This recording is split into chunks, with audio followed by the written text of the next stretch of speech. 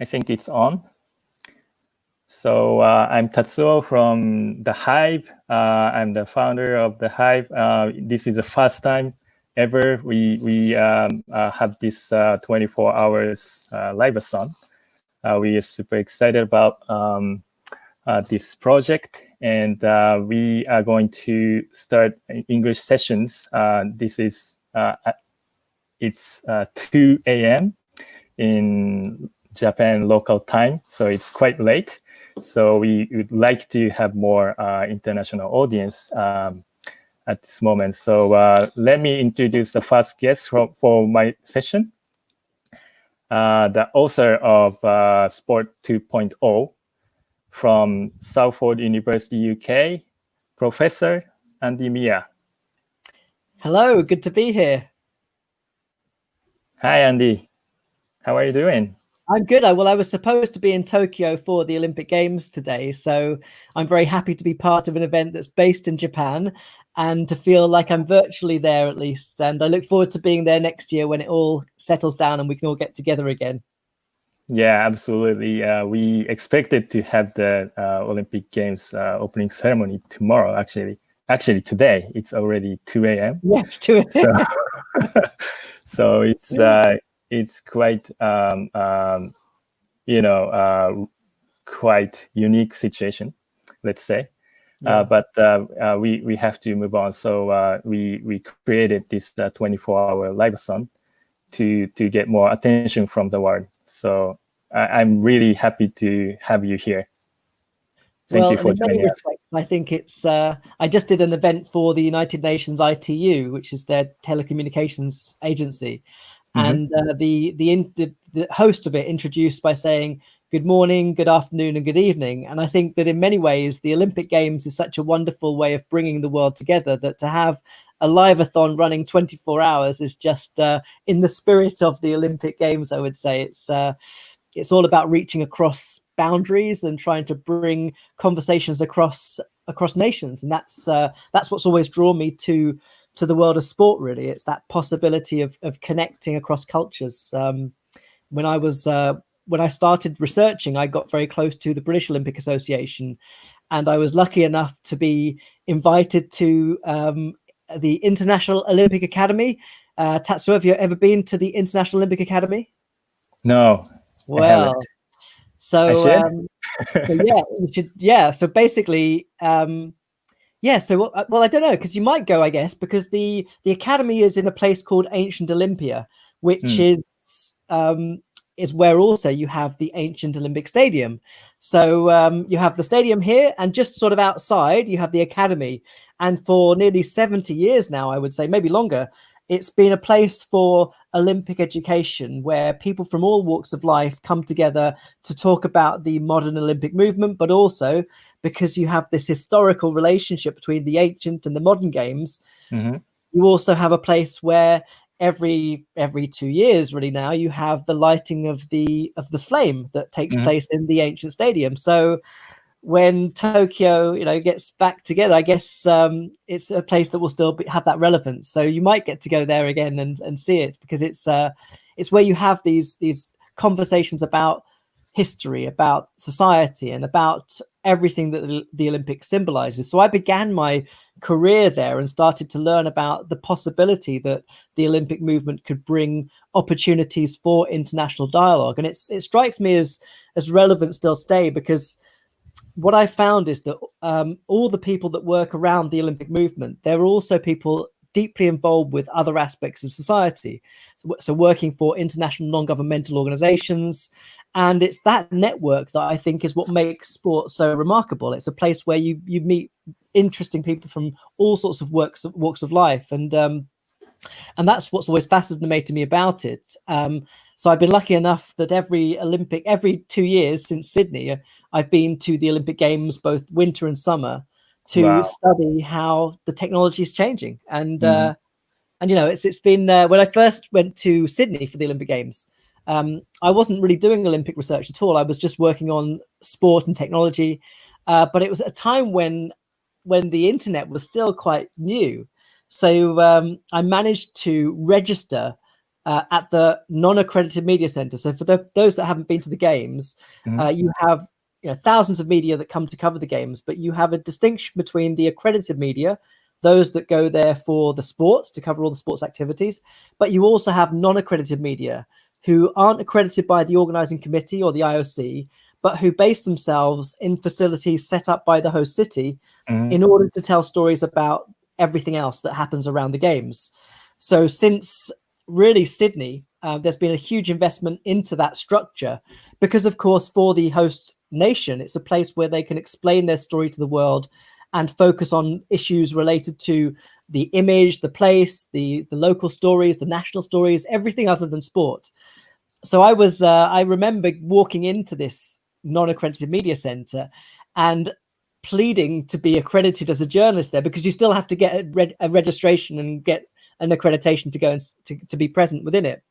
And it was only because I had a website that I was able to actually convince them that I was publishing, I was doing stuff online, and I was then part of the non-accredited media center and was able to see many stories about the games. And it was a remarkable insight into that enormous Olympic infrastructure, because it started off feeling like it was a place where it was kind of a second tier of access, because of course everyone goes to the Olympic Games wanting to see the sports. Yeah. But the more I spent time in this media center, the more I realized that actually you would have journalists from the biggest media outlets around the world, people from the New York Times, Washington Post, many broadcasters that didn't have rights access to film would locate themselves within this facility. But also, and this was, I think, the beginnings of this era, you had a whole population of journalists that were essentially online journalists or bloggers. I don't know about you. We don't really hear that word blogger much anymore. Yeah. But it's really important. We have many online great online media. It's not only about the mainstream and traditional media or the communication platform. So everybody can be media, and every source is important. So this, we are streaming this event now. This is kind of media, but also event. We don't know. It's kind of mixture of media and the event, but it's great communication tool, I understand. And whatever the platform is, what content we can provide is more important, I think. Yeah, I think you're right. And certainly the work that I did that's published in the book Sport 2.0 was looking at the rise of that population of journalists.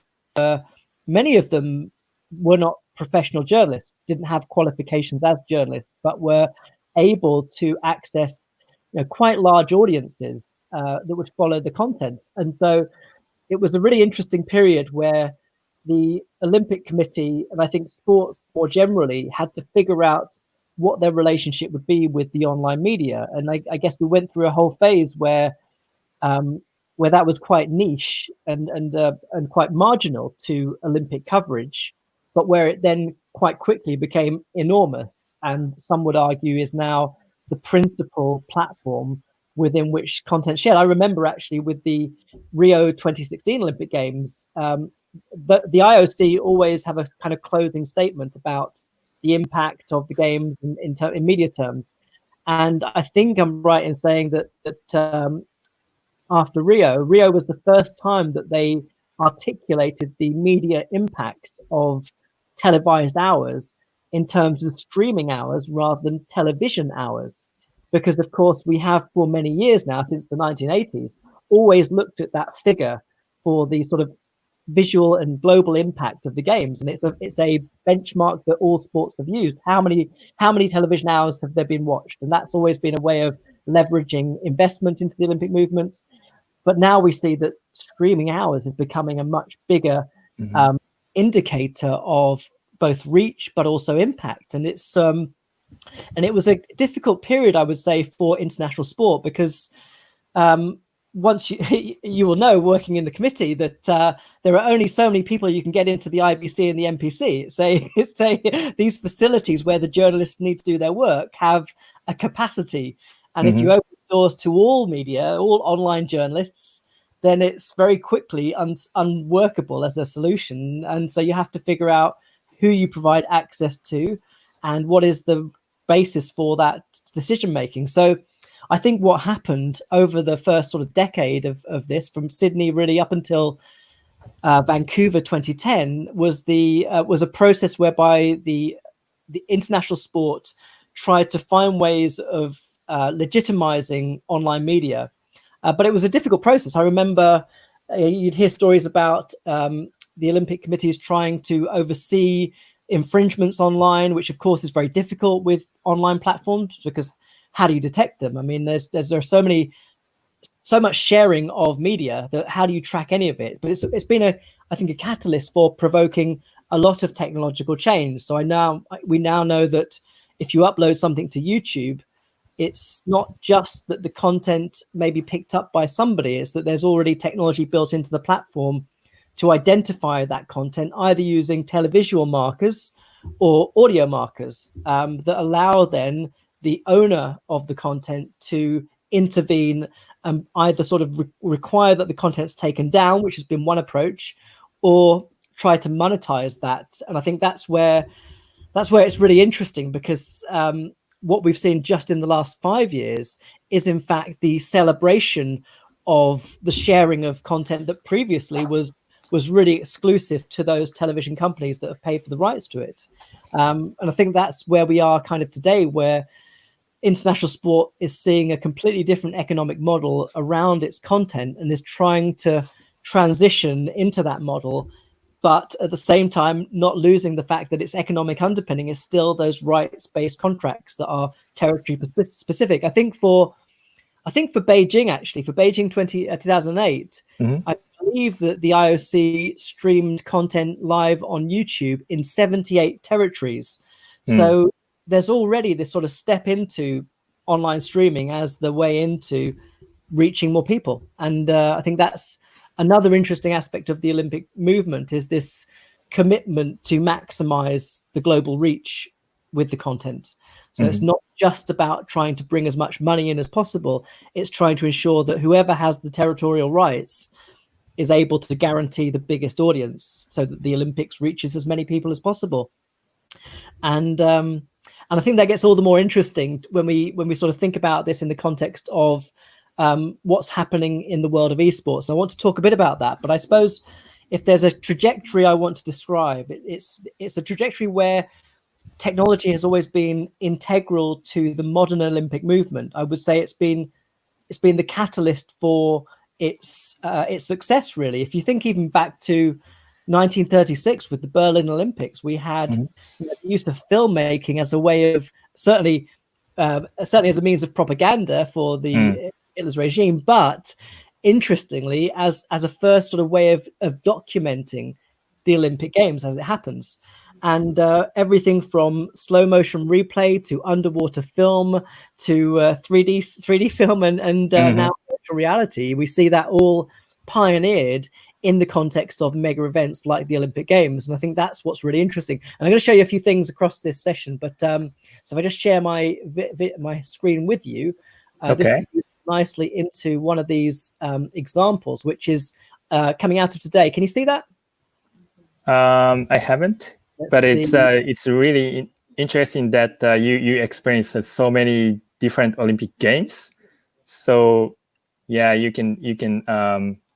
have a lot of experience, and you kind of witnessed how technology improved the Olympic Games and Paralympic Games, and the sport itself. So yeah, it's a really, really interesting story that you have. I think what we've seen over the last over the last 3 or 4 months with the COVID lockdown, we've seen so much experimentation with these platforms. So it's really come into its own. So this is, I think, news as of today, where the MLB in the US will essentially bring virtual fans into the stadium, which and so what you're seeing here. So it's all like virtual. Yeah, it's all virtual. And on the stand, that's amazing. Isn't it crazy? It's so funny. It's like, I mean, it works really well. Wow. So I think what we're seeing is so much experimentation with technology, and of course technology is a currency. If you go to the Olympic Games, and this isn't very easy to see if you've never been to the games, but I always say to people, if you get the chance to go to the Olympic Games, you don't need any tickets at all. You can go to the Olympic City and have a remarkable experience, even if you never step into any sports venue. In fact, my first sort of 12 years of doing Olympic research, I barely saw any sport at all. I always would say I've been to the most Olympic Games and seen the least amount of sport, because I would always be out on the street seeing what's happening in the city. And it was really since Sydney that you have things like the live sites, which allow you to screen the content from the stadia. And it's incredible what's happened with that, because we've seen it in all over the world, where the live site, this environment that's set up as a second space, an unticketed space often, where people can come together, where they can watch the screens and see the sports. They've almost become kind of exclusive places in their own right, where we have in the UK, in England, we have Wimbledon, the tennis tournament, and you have a kind of hill that's adjacent to the complex where all the courts are, and it was previously called Henman Hill, which was named after Tim Henman, who was one of our most successful recent tennis players, and it's now called Murray Mount, so Andy Murray, after his great successes. So you have thousands of people that will gather here and watch the screen and have a wonderful day's experience. And when you go to the Olympic Games, you can see so many of those sorts of things happening. And it's incredible. I remember when the IOC really sort of started to talk about a kind of 360-degree Olympic experience, where it really was about mobilizing the entire city to create this festival experience and atmosphere. And you see it across the city whenever you go to a games. It's and the investment's huge. But one of the things that's really big are the sponsor pavilions. And the reason to tell this story really was to say that these sponsor pavilions set up by the Olympic partners, organizations like Samsung and Intel, and local sponsors too, they're all kind of showcases for future technology. They're incredible places to visit. And you see, I remember being actually in Lausanne this year for the Youth Olympic Games, where Samsung's pavilion had their kind of foldable phone, which is now available, but at the time wasn't available still. So you can see how technology is so central to the Olympic values, and I would say more broadly to elite sports. It's a catalyst for innovation. And I think it's partly because elite athletes, in order for them to excel or to transcend limits, technology is so central to it, whether it's scientific knowledge that's informing their training, or whether it's all kinds of simulation devices. I remember back in 1998, the American bobsled team had a virtual reality simulator. It's the first time I'd heard. Really? Yeah, it's 1998. 1998. So yeah, Wow. Nagano. It was incredible. I mean, when you think about where we are now with virtual reality, and it makes perfect sense, of course, because if you are crazy enough to be a bobsled athlete, then one of the problems we know is that you can't really test out your skills on the host city bobsled run until you get there. So it's there's only so much time you have to practice. But if you've got a simulator, well, that can allow you to try it out many more times before you get to the host city. So simulation is also deeply embedded within elite sports training.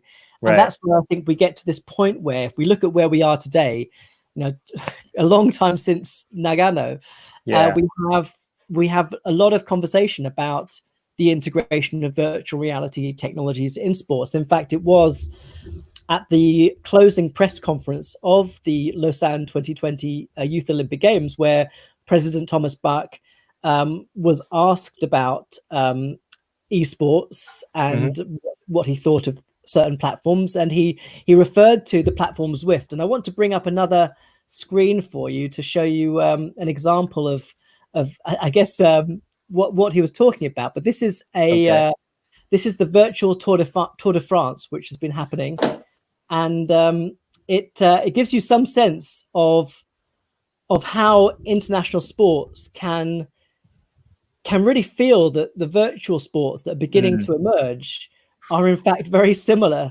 to. So this cyclist in the room, and cyclists in their room, simulated. Yeah, simulated. So what you're seeing is the broadcast of the event, and then every now and then you would see the athlete in their home or in the gym or wherever it is they have their equipment. But what I find fascinating about it is that the broadcast, if you watch the screen and hear the commentators, it really is very similar. So it's kind of like an actual race. It's like an actual race. I mean, that's what Thomas Bach said. He said that Zwift. So he was referring to one of the platforms called Zwift, where there are now many sort of international competitions using this technology. He said, he said that this is not simulating sport; it is sport, and that was quite a powerful statement to make, because it suddenly then makes it possible to reimagine the production of sports events. And if you think about it, I've never been involved with producing a cycling event, but I can imagine it's logistically quite a big challenge. And so if you can actually relocate the athletes all into one space, let's say within a stadium, but have these graphical displays that are conveying who's winning, then you've got an entirely different event here that could be produced at a very different scale, and perhaps in great number as well. So I think we're at the beginnings of this era, and there's lots of things still to work out. So many people feel that the online versions of these events doesn't have much credibility because there's lots of variance between the platforms, and it's very difficult to make sure that everyone's playing fairly because they've all got different technologies. But it does sort of reveal how you can completely reimagine sports by the integration of these sorts of technologies. And it's fascinating when you realize that the computer game version of the sport isn't just something that operates in isolation. Once you've got commentators, graphic designers, people that are staging these events around it, you have, essentially what looks like and feels like a typical sports event. And I'll show you another example. It's this is another one that's happened. All of these things have happened over the last few months when we've had the sort of COVID lockdown period, which has then sort of asked us to really rethink how we connect with the world and experience it in a different way. It's incredible what's been achieved. So this is now the Australian Grand Prix, which was one of the first events that had to adapt to the new Corona crisis. And what you're seeing is the sort of broadcast of the Grand Prix. So what happened? The Australian Grand Prix was cancelled. So they decided to set up an event where the actual drivers of the cars would race against the best gamers in the world. If you've ever seen a really elite esports racer, you know that their home setup is pretty sophisticated. They've got a racing simulator that's probably £20,000-30,000 or $40,000. And so the simulation is so good that it really closely. So they have like handle like this? They have driving wheels. Yeah, everything, seats, everything, pedals, the lot. But what's incredible with this example is, and I remember watching this a couple of months ago, and computer game graphics are at such a sophisticated level now that you can hardly tell the difference between what is a computer generated image and what is a film. And I think that's one of the major sort of convergences that's changing everything. The point at which we realize that gaming technology is so advanced that it looks just like the real thing is where we see this. I mean, you can look at it as a crisis, but I would say it's sort of as an existential transformation for the world of sport, because it then makes possible so many other ways of imagining competition. And it's, of course, something that is quite controversial as well, because let's face it, all these industries are anxious about the major changes that are implied by transitioning into virtual events. And I'll give you another example, which I think really illustrates that quite nicely. So this is from, again, in April this year, where in England we have an event that's called the Grand National, which is a horse racing event. And like many other events, it was cancelled because of COVID.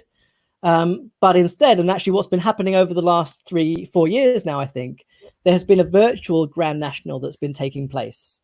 So again, for me, the graphics of this are pretty realistic. I think they look amazing. The commentary is very much like the commentary of any horse racing event, but there are no horses racing here. And what's even more controversial, I think, because it's very different from the Formula One race we just saw. The key difference is that the outcome of this race was known before it began.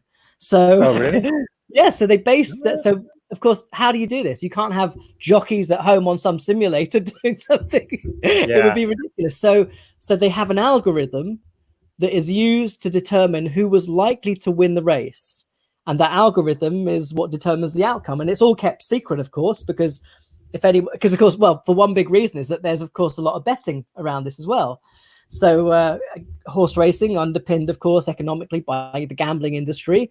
And similarly, the Grand National is the biggest kind of gambling event in the whole of the country here in England. So so the algorithm took into account, and this is where it's really interesting as well to think about that technological story. In order for us to have something like this, we need very sophisticated, artificially intelligent algorithms that can help us figure out who would win the race if, in fact, they were likely to have run it in real time. It takes into account the recent record of the rider and the horse. It takes into account the weather conditions on the day. It takes into account all these factors that effectively determine who's likely to win and who isn't. And I think philosophically, this is interesting because it then makes us think, well, what's left? If you can model all of these things, then what is sport really about?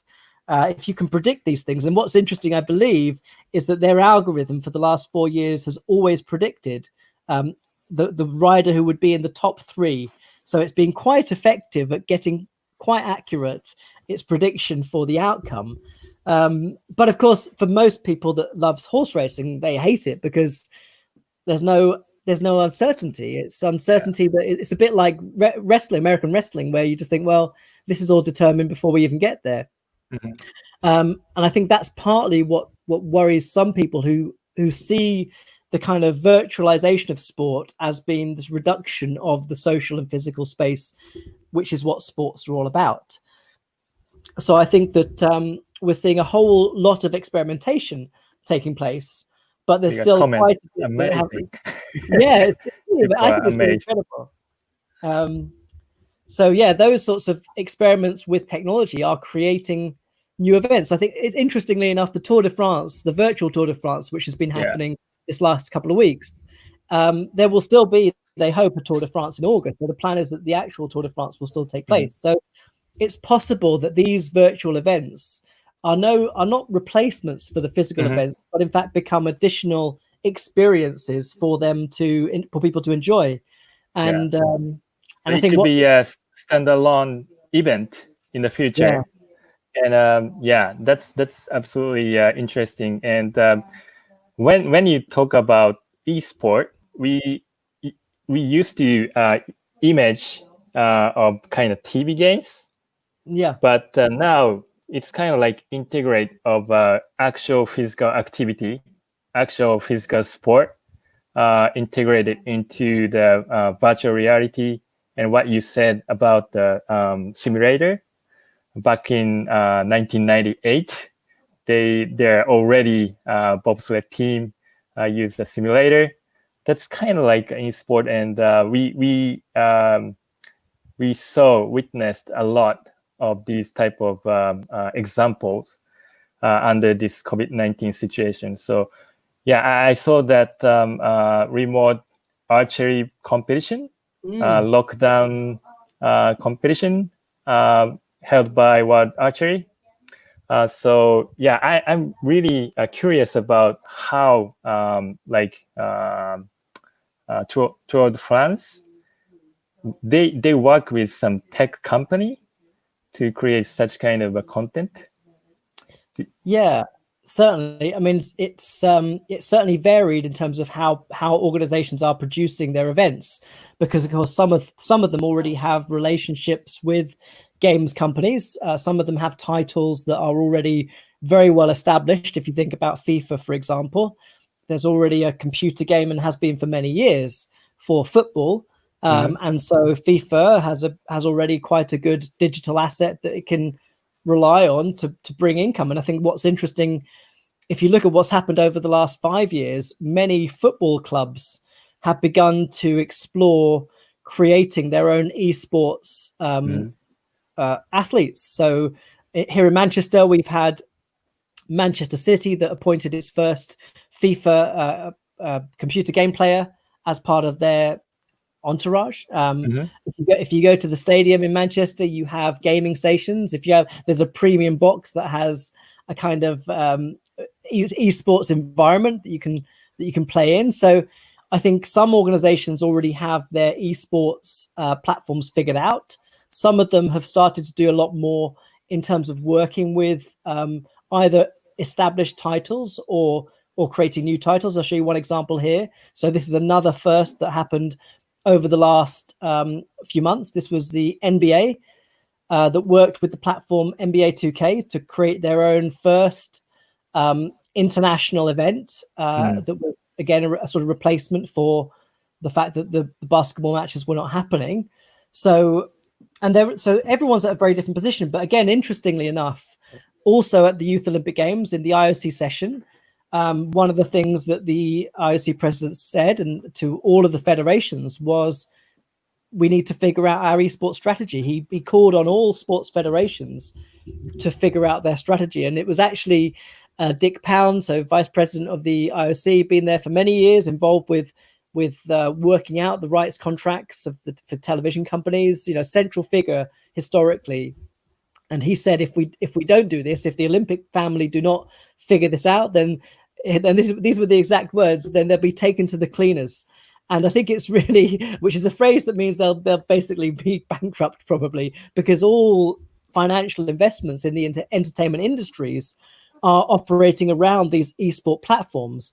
And I think an awareness of how significant that is really beginning to dawn on the Olympic movement. And I want to give you one example that really illustrates that, because it's again something that's happened over the last few months, but it speaks to the fact that these are not just new kinds of competitive environments.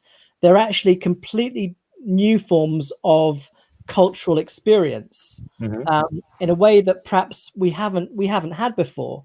So this is a YouTube video from April where we had the not the first, but certainly an extraordinary music concert that took place within the platform. So what you're seeing here is a player within Fortnite. You're seeing the perspective of the player watching the artist Travis Scott perform a concert within the game. So, and that's mind-blowing to me, because we think of games, films, music as separate cultural spheres. But actually within this event, we see the coming together of all those worlds. You could only access this concert by being within Fortnite. So if you're a major Travis Scott fan and you can't get to the concerts anymore because no one's doing any concerts, then you'd have to download the Fortnite game and log in and be a player. And that's very direct transformative impact on the industry. But it's also evidence of the fact that what's happening around esports and what's exciting people about it is that you have this complete collapse of cultural formats and a complete rethinking of the economies around them. So it's very common now to hear the claim that the amount of money that's coming out of the gaming industry is far bigger than, maybe not bigger than sport, but bigger than film, bigger than music. And yet all these things are layering on top of each other. So they're integrated. They're finding new ways of creating new cultural experiences that then become, not just really cool, but actually transformative. And I think that if you were a Travis Scott fan and you thought you were going to hear something unique, then of course you download Fortnite. You download Fortnite and get into the game. And that may be the beginning of your journey into esports. I'm a firm believer that that we're likely to see. I mean, you may know more about this than me, but I wouldn't be surprised if for Tokyo or for Paris, certainly we'll see some form of broadcasting of sports within gaming environments. It's, for me, a logical extension of the audience.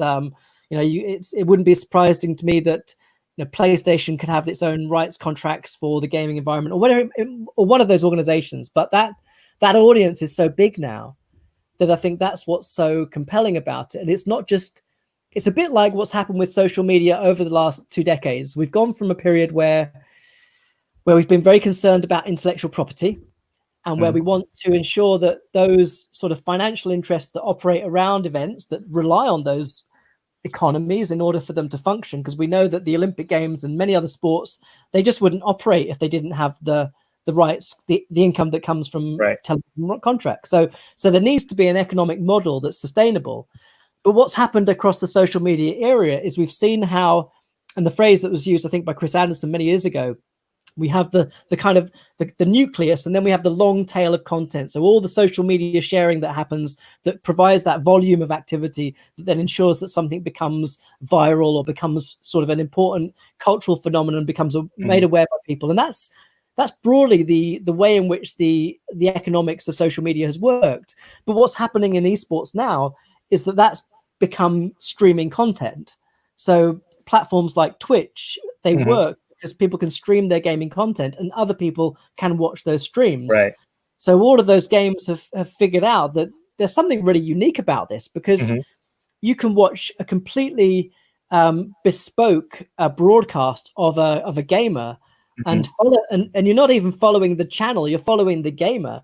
And that's a very different sort of relationship that you have to the content creator, to the publisher, then, and also the athlete, which I think is, it's so exciting, because we know that elite sports, they're not fair. Let's be honest about it. They're not fair because everyone arrives at the same place at the same starting line. But of course, most athletes don't make a lot of money at all. This is why you have such sort of controversy around whether athletes are able to monetize their celebrity during Olympic Games time, because for many of them, that's the only chance they have to actually make any money at all. Most of them don't win. Most don't have big sponsorship contracts. So how on earth do you make a living by being able to, do that at a time when you really can hopefully maximize your visibility? But at the moment we start to follow the athlete rather than the channel or the event, is where that transition occurs and allows people to more effectively support themselves. Really, I would say that's what it's about. It's the recognition that we wouldn't have a Usain Bolt if there weren't, hundreds of other athletes that didn't make it the gold medal. So I think there's some awareness that within esports, there's a way of recognizing that individual players, rather than athletes as they're called, have greater agency to actually exploit their talent. And that's where I think we sort of are with esports, is a kind of an impasse where we see a new economic model emerging around a whole range of technological experiences. I've got to show you what I hadn't intended to bring this up, but I think a really interesting example is found in drone racing. You see what's happening. It's happened over the last, well, I guess it's really since 2015 that we've seen this, but we now have drone racing events happening all over the world that have really become huge events, and where you have, I think it's the drone racing CEO that talks about drone racing as kind of the real world computer game. Because it's a computer game. Well, I think I've flown drones and I've played computer games. In fact, there's just last December, the Drone Racing League released a game on Steam that was allowing you to then use your drone controller to actually play the computer game. So you could practice your skills within the game, and hopefully that would allow you to be a better drone pilot, maybe potentially. You know what? In Japan, there are so many people who love radio controller car, and there were races like for decades. When I was little, I was watching those TV program. They were just racing with the radio controller for the car. So I think drone now is flying. So it's a different era of the race. But we have that kind of culture in Japan. I'm not sure about the Western world, but we had that kind of culture in Japan. So this is drone race. Yeah, it's a drone race. I mean, it's so cool. The staging of it is so cool, and the technology is amazing. And what's really interesting is that all these platforms are being developed by the same sorts of companies. You look at the last 2018 Olympic Games in Pyeongchang, and you had Intel producing a drone display that was just groundbreaking. I mean, I was blown away by it. So for those that may not have seen this, for the opening ceremony of Pyeongchang 2018, the one component was to be a drone display, an aerial display. And for a few years before that, Intel had been producing, many sort of world record-breaking drone performances and realizing these wonderful sort of three-dimensional sculptures in the sky. And I think for Pyeongchang, we had the first time this was being used in an opening ceremony. Now, for those of you that follow this carefully, you will be aware that, in fact, it didn't happen in the opening ceremony. It was intended to be part of the ceremony where you had the sort of realization or the revealing of the Olympic rings, and there would be drones flying in the sky. But because of various reasons, it didn't happen. But what was really incredible about it, I think, is that you had instead every night at the Olympic Park, weather permitting, the display took place. So you could still see this, even if you weren't able to access the opening ceremony itself. So I think for the first time in history, perhaps, we see the sort of democratization of the opening ceremony, which, of course, otherwise is such a kind of exclusive thing to see that there's no chance you can actually get to see it at all. But because these are technologically produced, you have the possibility of reproducing them more easily. So here are the rings that you can see as part of the light show. And so Intel, the company behind this, are also the company behind many esports events and investments that are happening all over the world. So really what we're talking about here is a community of innovators that are pushing sports into a completely new era, but also are pushing gaming into a completely new era as well. I mentioned the Samsung Pavilions at the Olympic Games, which always have huge queues outside of them. And one of the reasons for that, I would say the reason for it, is because they have these incredible virtual reality simulators. And of course, Samsung has been innovating with VR, working with Oculus for a number of years now. And so they've always used their games in the last few years to actually show what's possible with creating completely different virtual experiences. And as I say, I think we're still relatively early on in that process. But the integration is remarkable. So here's another example, which is, I think we talked a bit about how the integration of virtual reality is changing sports, but it's also creating entirely new sports as well, which I think this game sort of nicely illustrates. So this is Hado Sport, which uses a virtual reality headset and allows you to from play Japan. Yeah, if you heard of it. I know the CEO of this company. Oh, really? Yeah. We invited him, Mr. Fukuda, to our event in February. He talked about this Hado. Yeah, it's really great sport. It's a really great combination of technology plus physical activity. So it's absolutely, and he wants to make it like professional sport in next 10 years. So we they're trying to expand to the global level. I'm really excited about that. And I always think to myself, because some people will look at these things and think, oh, they're still not as good as normal sports. But I always say to people, we are so early on in this process, and what excites me always is that this is just the beginning of an era of esports. And I think that's where, if you think about, I always think, where we're going to be 20 years from now, and what will the world, not just sports, but what will the world look like at a time when, of course, so much is being transformed. And I think that what we're beginning to see is the impact of esports on a whole range of industries that is, it's not just changing sports, but it's changing our way of thinking about the world.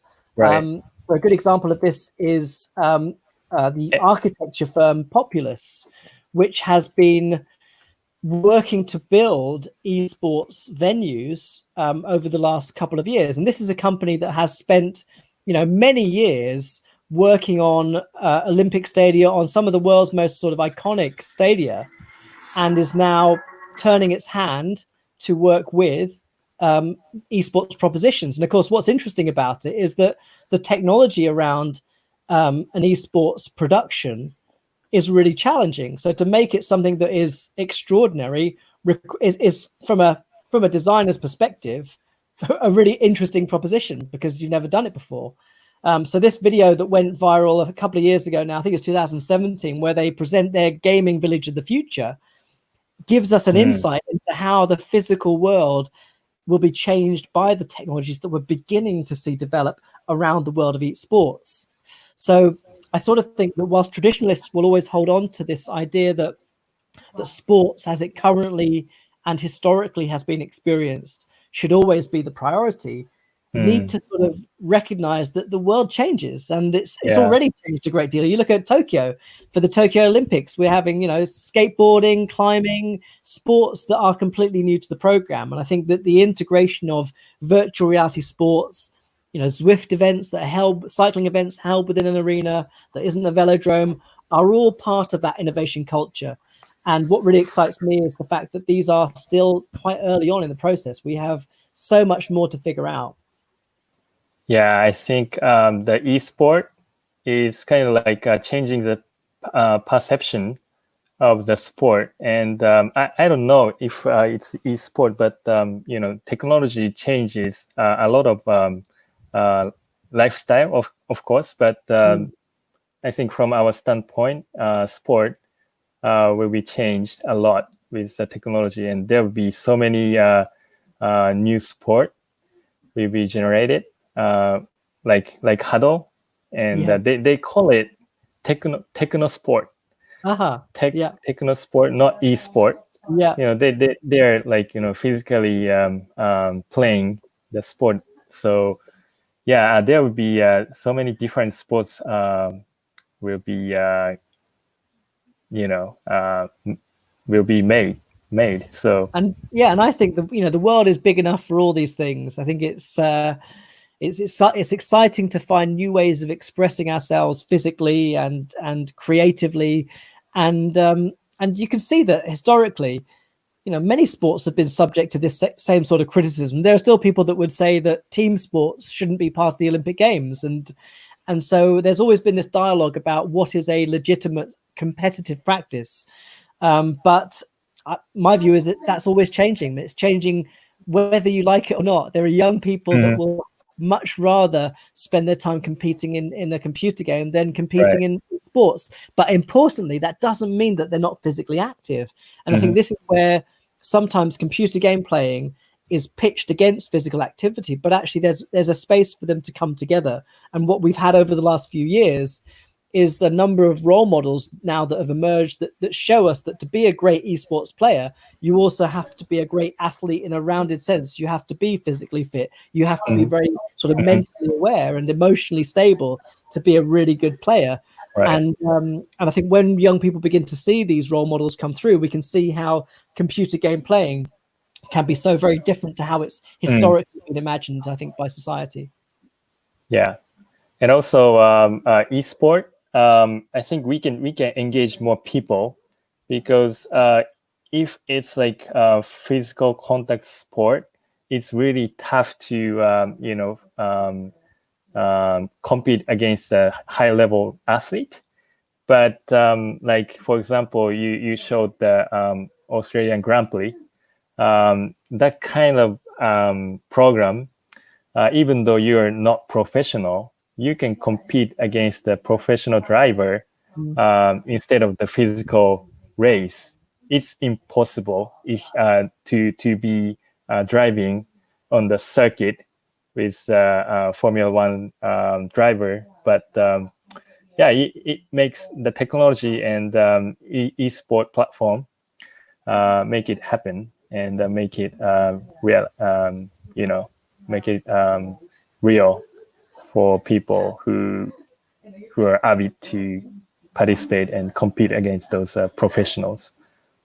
I think so, and I think those worlds are coming together in really interesting ways. So I'm reminded of the example from Formula E racing, which you might be aware that in fact I think it was for the 2019 season, I'm going to share the screen with you to show you this.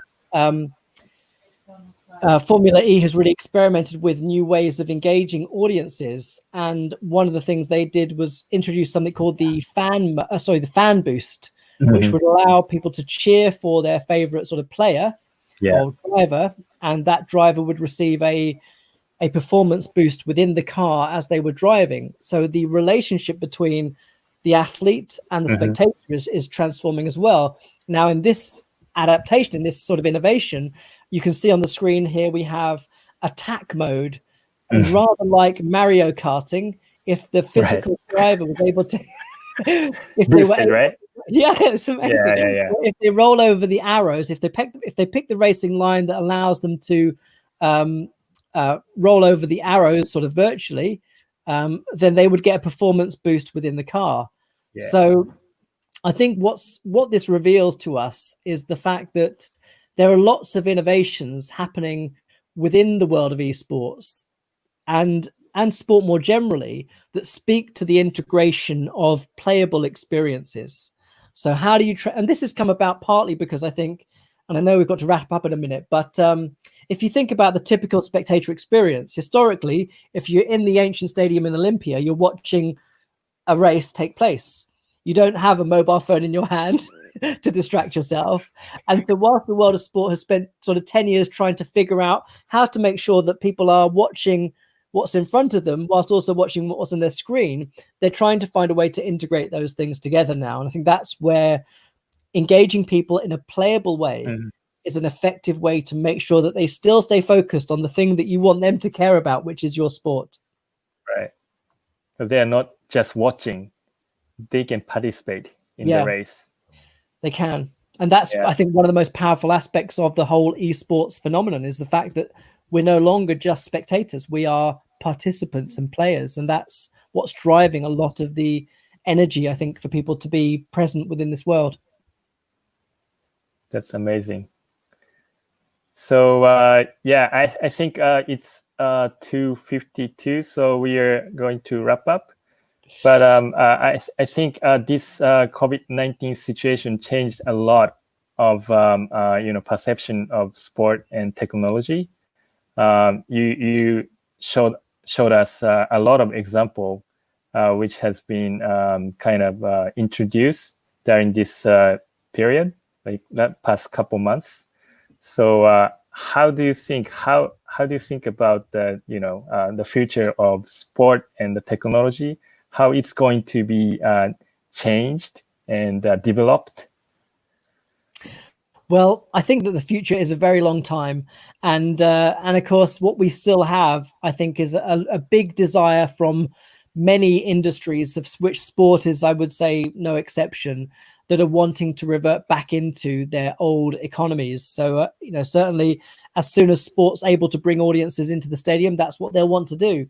But I hope that what's happened over this period has shown the world of sports that they can function without physical stadia. And in fact, there's also kind of environmental arguments as well around that too, because one of the big, let's say, polluters is the fact that international sport requires a lot of travel. There are many people flying all over the world.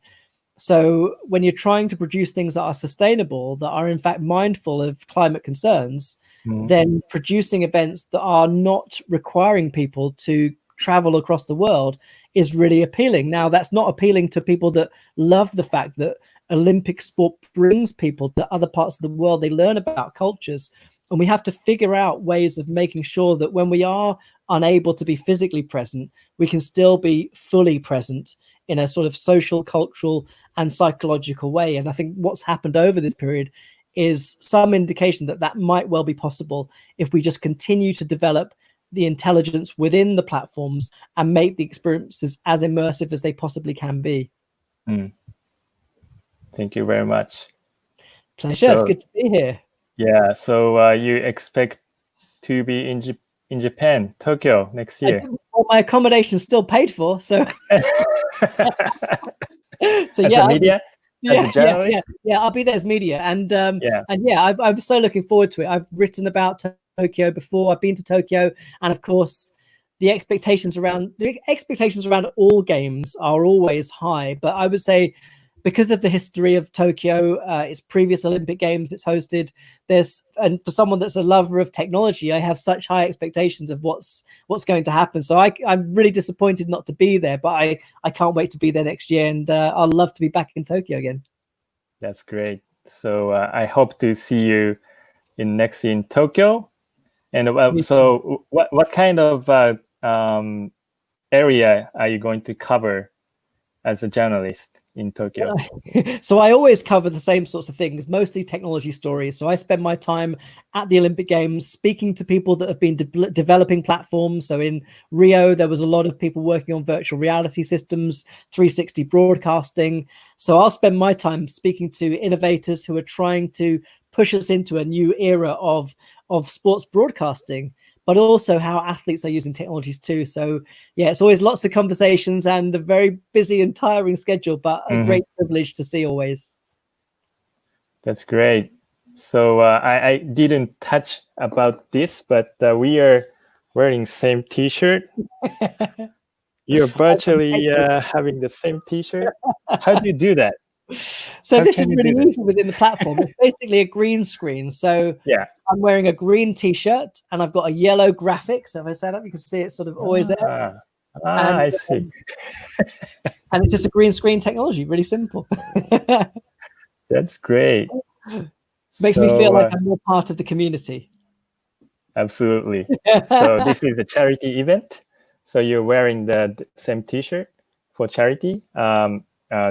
Some people who are kind of impacted by this COVID-19, and we are trying to raise funds for sport community as well as live performance, music, and those type of cultural contents needs to be protected. So we are trying to do that, and for future we will turn around like bigger community as a HiVE, and we will try to make it as a huge festival in a physical, physical event. Well, so I'm really proud to be part of it. Thank you for inviting me, and you can count on me every year. Thank you, absolutely. So I will ask you next time as well. Yeah. How about the same time next year? Of course. Possibly I will be busy, but I don't know. I hope so. That's great. So I think we are going to have next speakers. So thank you very much, Andy. It's a really great time. 1 hour passed really quickly. So thank you very much. Thank you very much for hosting me. Good to meet you. Thank you. All right. Bye-bye. Bye-bye.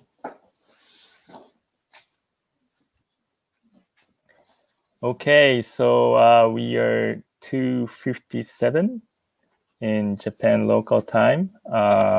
This is quite late or early in the morning, but I can see next speakers. So I will put you guys online. Arnold, hello. Hello, my friend. Hey. Good to see you. Good to see you. And Kathleen. Hey. Hey, Kathleen. Long time no see. And we have Kenta as well. Hello. こんにちは。こんばんは。こんばんは. So everybody's in a different country, I guess. Arnold, are you in Mexico? I'm in Mexico. Wow, what time is it? Oh, it's perfect for me. It's 1 Oh, p.m. really? Oh, yeah. It's perfect for me. It's 3 a.m. Yeah, well, you're an endurance man. Congratulations. Thank you very much. How about you, Kathleen? What time is it? I'm in Paris. I've had an interesting 4 weeks back in the UK, unexpectedly, when the borders closed, but I'm back in Paris and happy to be here. And it's just the hour of the apéro, so all is well. That's good. Yeah. So Kenta, you're in Paris as well? No, I was in Lille, Northern part of France, where I know the less Japanese stay there. So it's really nice. I really like here. The people is very nice, rather than that in Paris. So I'm sorry with Paris. Yeah. Great, fantastic. So today we have the we have the friend from Global Sports Week, which started last year in Paris. It was really successful, right? Well, we hope so. Yeah, that was we can say that. Yeah, we can do that. Actually, this year, right? In February. It's next one is coming in February. Last year was fun. It was same in early February 2020, but we planned it a long time before, a year and a half, more or less, when we designed the concept with the other founders, so Lucien and Laurent. We thought we want to do something very different. We've organized conferences in different countries, and we thought, how can we make it different? And we designed this concept, Global Sports Week, and it's all about shaping, and sharing the future of sports and making the future of sports together with the sports stakeholders. Because the world is changing, and we've seen it even more in the last weeks. But the world is changing very quick. The cycles are always quicker. The Gen Z generation is not thinking alike as we do. So we need to understand what are the trends that are changing the world and how the sport has to adapt. So we developed that event, and cross fingers, it was fantastic. Catherine is going to go through some results. Okay. We had a fantastic moment. Great. So we'd love to see that. Yeah. It was great. I think it probably even exceeded our own expectations at the outset in terms of certainly some of the numbers. We had more than 2,000 participants coming really from all around the world, 70 countries, including, of course, our young sports makers. And I'm sure Kenta will explain more about their role later, but they also came from 22 different countries themselves. 130 media, again, representing lots and lots of different markets. 250 investors, and a very large roster of commercial partners as well. So, but I think more than anything, some really good vibes around the event. I think people found it very fresh, really quite different from anything else out there. Particularly in the way that we brought together those big leaders of world sport together with the people at the grassroots, the young ones, but also the ones working on the ground for charities or smaller organizations, suppliers, startups. It was a really diverse and interesting mix, and I think different from what people have experienced at similar events in the past. Yeah, I think Catherine is totally right. What was fun is you have these big guys. We got the support very quickly from the French president itself. And so we've got ministers, and you've got the leaders of IOC, Formula One, FIBA, and so on. And then you've got these young sports makers challenging them, because we want the youth to challenge the leaders. It's a key part of our positioning, challenging because they have expectations. And sometimes as leaders of sports organization, we don't meet all that expectations. So that was fresh and challenging. That's really interesting. So younger people challenging to the leader. Yeah, that's amazing. We have to do that in Japan. Yeah, it will be a cultural change, maybe, but it's for the good, because we all need to be challenged. And and the thing is that the leaders, they loved it, because you look at the surveys and you see all that surveys that say, oh, we have to take care of climate, ecology, and blah, blah, blah. But when you have a young guy in front of your face challenging you, it's highly different from looking at a survey. And you feel you have a responsibility to create a change. That's good. So I think, and I have to say that Kenta represented. I was just going to say Kenta represented Japan very well in that respect. He was one of those guys challenging and standing up for the young generation and representing Japan. Yeah. Thank you very much, Catherine. Yeah, I saw that part of his speech on the stage. That's great. In front of like 2,000 people. That's a really great thing to do. Yeah, and we're really proud of him as a Japanese. Yeah, we are very happy that he came. And you would have seen the backstage when he was dancing. Not bad as well. I want to see that. Well, actually, I don't know. I think she's frozen. I don't know. Yeah. Internet connection, I guess. But you guys want to introduce your video or some presentation of Global Sport Week? Sure, please do. So I will share the screen. So wait a second, please. Okay. So I think, Catherine, maybe you have to log out once and come back in. So you might be refreshed. So I will start the video right away, or we have to wait the Catherine coming back. No, go. Please go. Yeah. So I will. Yeah. So this is a Global Sports video for first edition in 2020. So. J'ai aujourd'hui le plaisir ce matin d'ouvrir la première édition de la Global Sports Week en lieu et place du président de la République française, M. Emmanuel Macron. A new generation asking new questions. That's us, the young sports makers. This is amazing. I mean, the quality of the event, the quality of the conversations, the participants, the speakers, this is one of many. There's never been more to play for. We hope the next 2 days can be the start of a powerful change.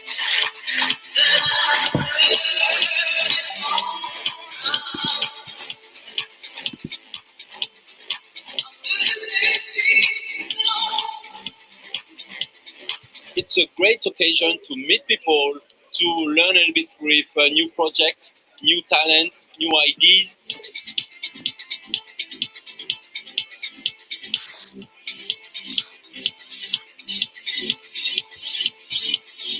We're starting to talk about things around sport and the way in which sport can genuinely make a difference outside of its own industries. I see all the ages and backgrounds, so that's another aspect of the diversity that's very interesting.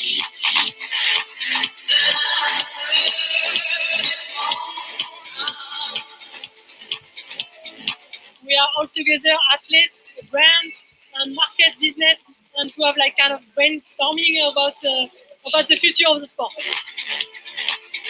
How can we shift the power of international tourism to awareness and actions? This event is critical to discuss and debate how we work together in unity to push the future of sport.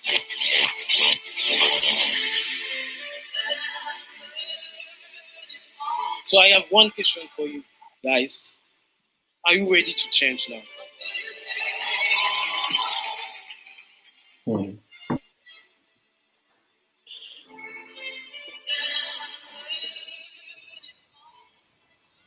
Are you ready to change now was the closing of the session by a young guy from Cameroon. And I guess it was one of the biggest learnings. Are we really ready to change and improve things? If we're not going to do it. So he pushed people to do it. And that was a very emotional moment. And very prescient as well, because as you say, this event took place right at the beginning of February, and really most of the world hadn't been touched at all by the pandemic at that point. We were very fortunate, and we recognize it in the timing of our event. But things changed so fast and so quickly, and actually, in many cases, accelerated a lot of those trends that we were talking about at Global Sports Week. So it's quite strange and it's certainly interesting to look back on that now through the lens of the global health crisis and everything that we've been experiencing. There were a lot of coincidences or very sort of prescient observations, I think, that were made in February. But you decided to have a next edition in February 2021? Yeah, February 2021, and it's more than ever needed by the market. We've got lots of learning from what has happened. As Catherine said, the COVID, the pandemic, has speed up a process that was already ongoing. So we plan to do it. Obviously, necessity is the mother of invention. We cannot make something big at the Louvre, and we won't. But we're going to create something totally new and very unique. So it's going to be a mix of hybrid, so virtual and digital. It's going to be hybrid. So we're going to be in Paris as a hub, but we're going to be also live in 5 hubs, 5 international cities that are Olympic cities.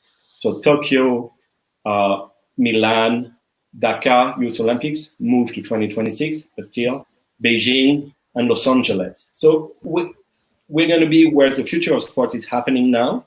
And we're going to have live sports in different cities in the world that have a word to say because of their history, because of what they do.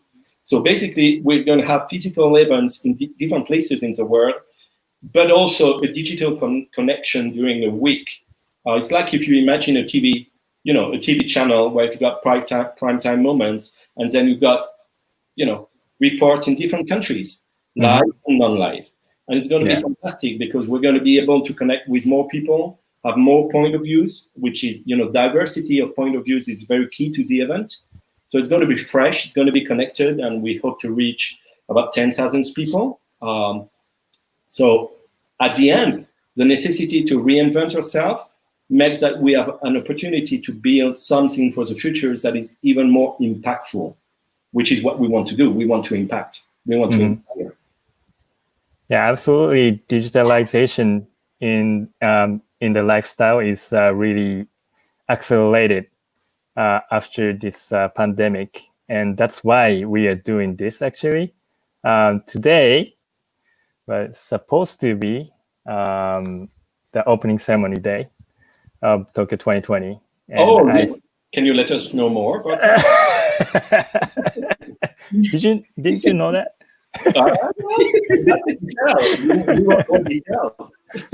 So if that happened, I guess I wasn't here doing this.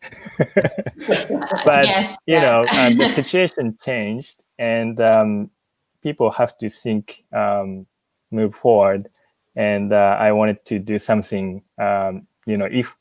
If we don't have opening ceremony, still I want to do something that can be kind of Tokyo get the spotlight. So that's why I kind of planned this one. And doing 24 hours, we can connect with a lot of people all over the world using this time difference. Only I stay up late, I can meet so many people. So that's a good reason to be awake. So yeah, like this, I can connect with you guys, and so it's a little bit sad that we don't have opening ceremony today, but we still have like another year to prepare. I believe, Catherine, you expect a lot on Tokyo 2020 games. I certainly expect a lot, and I definitely want to say happy 1 year to go again. Thank you. But also just I guess like a message to everyone who's working on the games, whether they're in the organizing committee, on sponsors, any of the public sector stakeholders, just a big thank you really, and keep the strength, keep the faith, because you guys are kind of carrying the flame for the whole world right now, and good luck. We can't imagine you were already ready to do it. We know you were ready. We know the games that you were going to deliver this year. would have been perfect, but I think actually the games that you'll deliver next year will be maybe even more special and very, very important moment in the history of the world, I think. So please keep the faith and very big expectations. Yeah, it's a really meaningful game, I believe. So we have to make it happen and make it. It's the biggest human celebration for how long? For decades, because of all that's happening. Bringing people together digitally and physically in some cases. But honestly, if there are not that many people in as spectators, it's not a problem because you're going to bring all the values of the Olympism. And it's going to be good. It's going to be a good moment for everyone. And honestly, sorry. Go ahead. I was just going to say, Tatsuo, because I guess the reason you asked me the question is because I was involved with the bid all those years ago, and you too, perhaps more on the JOC side, from where you were working with the federation. But it's really interesting to look back on some of the things we were saying, even at the time of the bid, because I truly believe that I can't think of a better country to be staging the games in these circumstances, honestly. And I think a lot of those messages were really rooted in the bid campaign around certainty and delivery, but also just the values that are so deeply rooted within Japanese culture, which really are the Olympic values. Talk about excellence, friendship, and respect. And that was very much the story we were telling at the time of the bid, particularly in the context of the Great East Japan earthquake and tsunami and the role of sport in the recovery and the opportunity to kind of spread those values worldwide and bring the world together around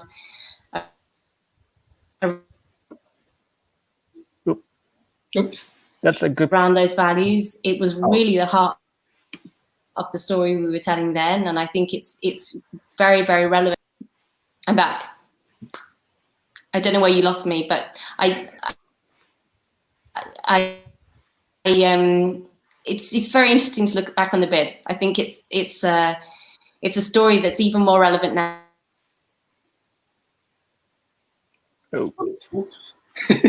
As you see, you've got all our support. Thank you very much for your support and compliments on and cheering up for Tokyo 2020 Games. But I think we can come back to the topic of Global Sports Week again. Yeah. So including Tokyo, you will bring like physical and digitally connect 5 different cities for the next edition. So can you tell us more about that, Arnold? Why Tokyo? Well, yes, we're going to connect the Olympic cities. And when we spoke about where, it was not obvious to go to the Olympic cities, but because there are many options, we could have gone to World Cup cities or, there's many options. But Tokyo was a no-brainer. So it was a no-brainer for us because Japan has been part of sports history, and history is past and future. And Japan is going to host the Olympics and do a lot of things after. So that was a no-brainer. And also Japan is synonym for many people and for many, I guess for everyone, synonym of innovation and technology as well. So there's a lot of value from the Japanese markets that can be brought to the world. Obviously, the world has also things to bring to Japan. It's always interesting, the interaction. So it was a no-brainer for us that we go to Japan. Plus, Catherine has a personal relation with Japan, having worked on the bid. I had my own honeymoon in Japan. I organized Sports Innovation Summit in Tokyo. So we admire a lot of things that have to be shared to the world, basically. So that's one of the reasons why we have Tokyo and Japan as part of the 5 main hubs. Maybe we can show a quick video that does express the new concept of the Global Sports Week. Okay. So who is going to share? Kenta? Yeah, I'll always share the video. So, Tatsuo-san, could you, I'll just stream. これか? Yeah. 俺押しちゃった。Okay, wait a second, please. I will set the video. Yeah.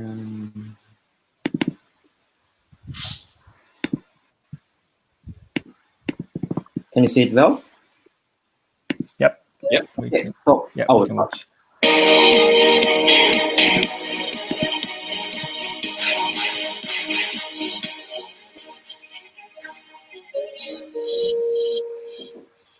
Hello, everybody. I'm with Lucien Boyer, the founder of the Global Sports Week. And today we're going to be taking a look back at the very inspirational first edition of this super event. And we'll be unveiling also the date, the format, and the location of the Global Sports Week 2021. But first of all, how are you doing? I'm good, Louise. I'm so glad to see you after this long lockdown and to see you all and meet again with friends and colleagues. So you may be asking yourselves where we are. We'll tell you a little bit more about that later. But straight away, let's take a look back at the very first Global Sports Week. Let's get inside. Let's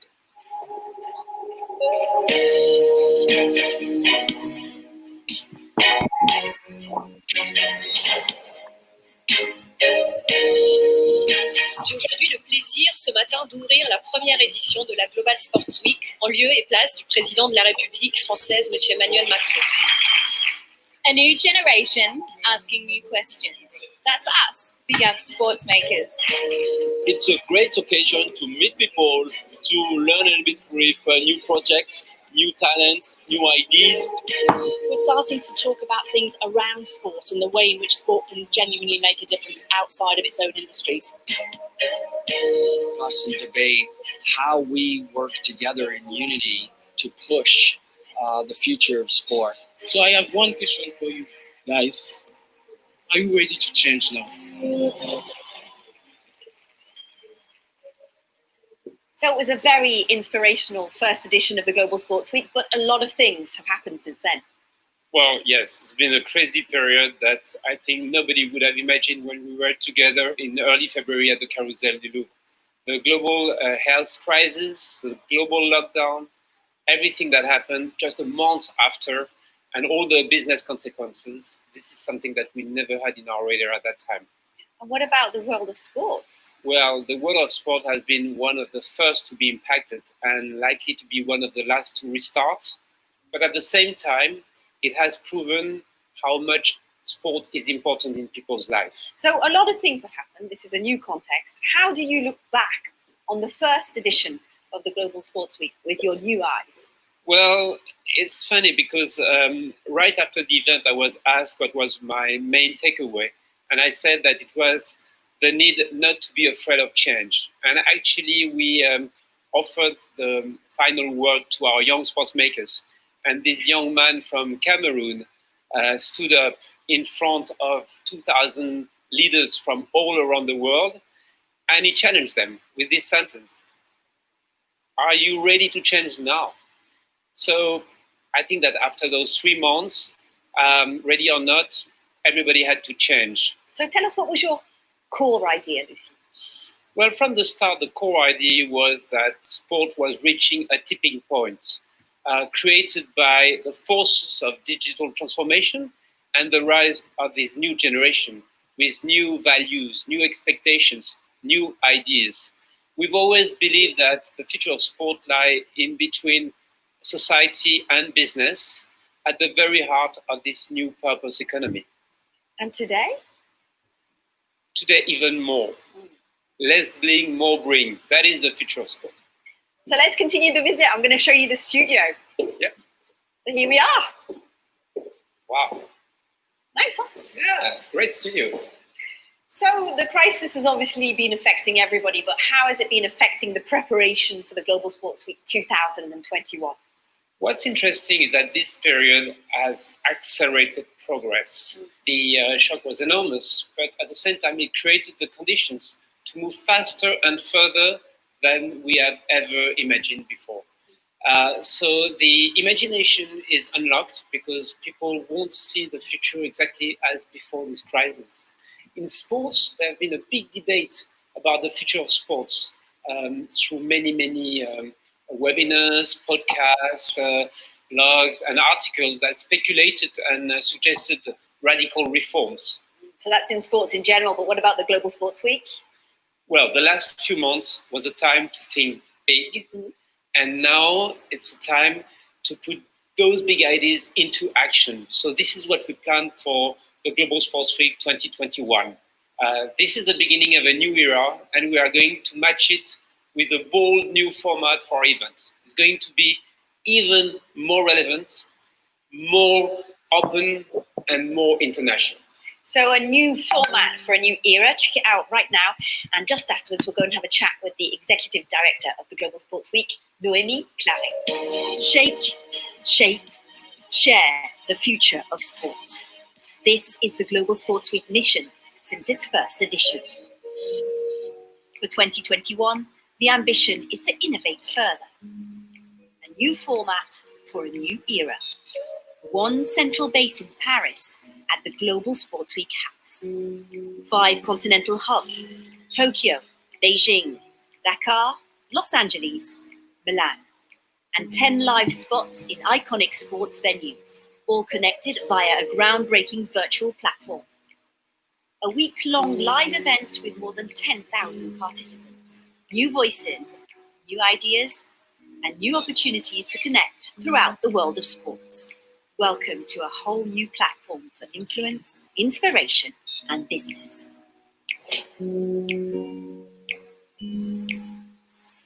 So a great new format for 2021, and we're going to go into a little bit more detail now with Noémie. She's waiting for us. How are you? Hi, I'm good, thank you. Hi, Louise. Hi, Lucien. Hi, Noémie. Nice to see you again. So great to see you. Tell us a little bit more about the concept. Yes, this will be really the first ever multi-country connecting forum for sports. We will be in 6 different capitals: Paris, Tokyo, Beijing, Dakar, Los Angeles, and Milan. Mixing virtual and physical experiences will be a new offer, a new model for the future. So I believe you're also using new technologies, is that right? Yeah, we are exploring new solutions, taking virtual conferencing, but also virtual networking to a new level, offering new international opportunities. So where does this will to change come from? Well, I think it comes really from understanding our DNA. At Global Sports Week, it's always as being about celebrating new voices, new people, new ideas coming from sports, business, society, but also government, entertainment, and culture. And we will also have the Young Sports Maker coming back with more young people on stage next year.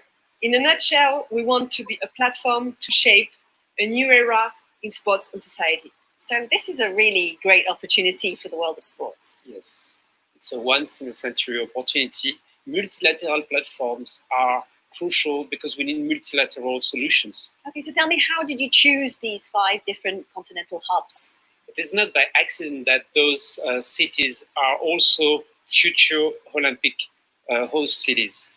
We believe it's great to offer a bridge between them and out to the world.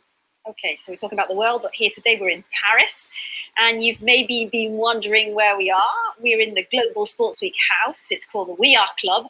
It's just next to the Élysée Palace, and here, take a little look a bit more in detail. Let's go.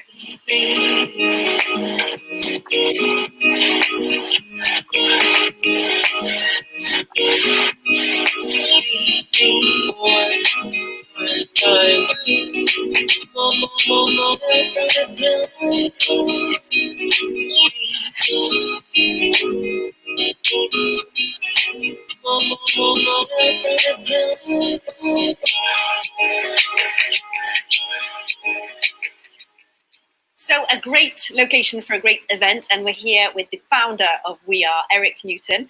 Tell us a little bit more about this beautiful place. We are the first club dedicated for all creative industries in France. And I'm very, very happy to welcome Global Sports Week for 2021 edition, because we share the same values: innovation, creativity, open-minded. So welcome. Thank you very much. Well, we're really excited for this new edition. Put the dates in your diary. It's from the 1st to the 5th of February. If you want to follow us on the social media, you can do. Connect with the communities. Also, reserve your tickets as of September. So, of course, connect with us and meet us in the Global Sports Week House in Paris, Tokyo, Beijing, Dakar, LA, and Milan. Got it? Everybody's got it? Let's make the future of sports together. Let's shake, and share. Thank you. Bye-bye.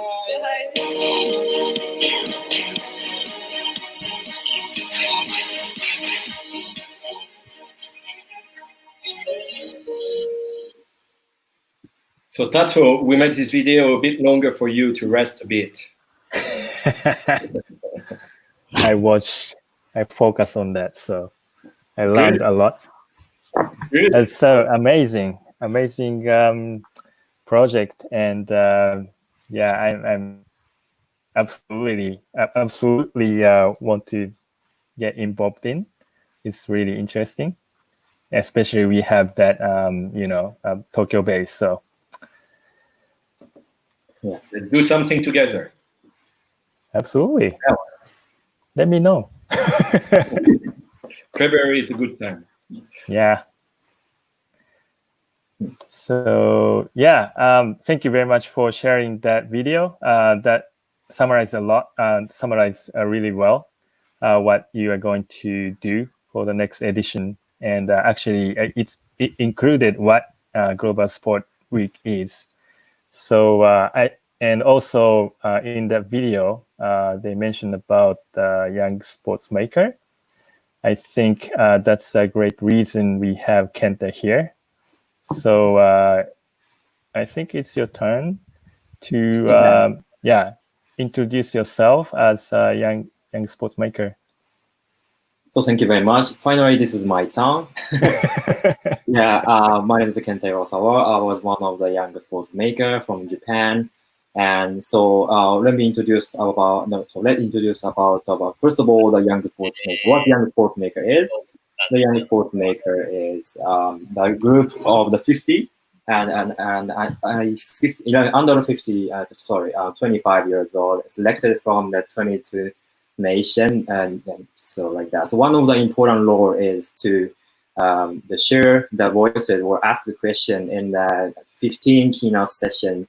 For me, so I participate in a session about the data. The theme is about how the data transform the sports industry. So I asked the question to the chief technical officer of the Atos.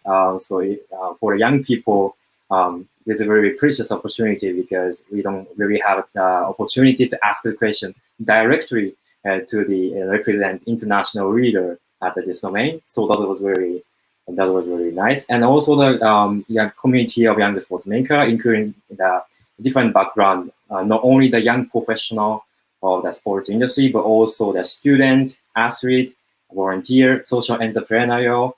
So we are young sports maker. Each young sports maker has different background. And also the 7 of young sports maker is also the member of the IOC young members. So they were like the leader of leaders. So they have, as I said, they have different background. So this is a little bit about young sports makers. So I would like to speak about my experiences because the reason why I decided to get involved to the young sports maker is because first of all, I speak 3 languages like English and French and Japanese. The conference is organized here in France, so I think it's better to speak in French first of all, and also, but even though the conference is organized in English, but it's very helpful for the Global Sports Week and other French actors to speak engage some people who speak in 3 languages, and also that is more important point. I really curious. I would like to talk a lot about the sports industry, future sports industry. What happened to this next 10 or 20 years, but there is no platform, right? Even in Japan and France and other country, there is no platform dedicated for the young professional or young researchers.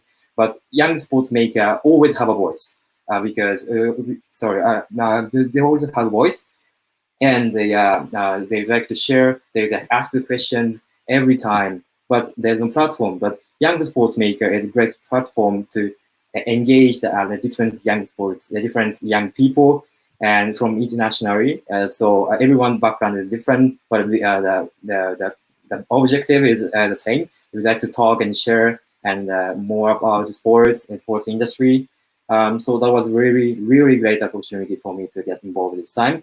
And great. So the global young sports maker is not just for the Global Sports Week. After the event, we currently get involved.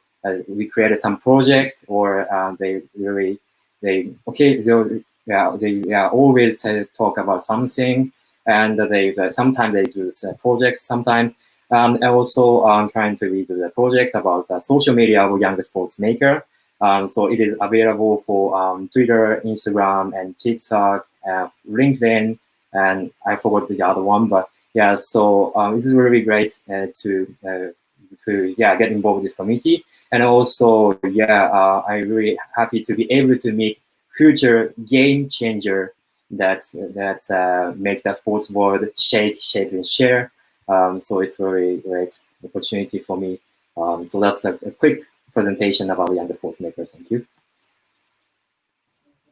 That's a great presentation. And I think if I could just add from our side, I think that the young sports makers were really the heartbeat of the whole event, and that's something we've heard time and again from all the different participants, actors, media partners, how much they appreciated the contributions, how impressed they were, and how they really contributed to the relevance and the value of the discussions, the debates. Well, congratulations, Kenta, to be selected as young sport maker. Yeah. Only Japanese. Yeah. That's amazing. So how many young sports makers were involved? 50, including 50 people, 50 young people. Yeah. And how are they selected?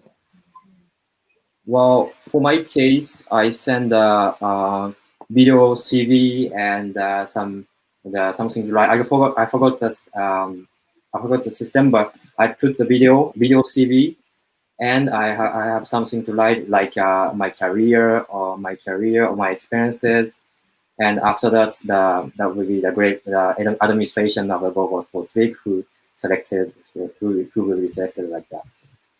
Yes, we opened it, we communicated on it, and we used different relays, telling the words that we were looking for young sports makers.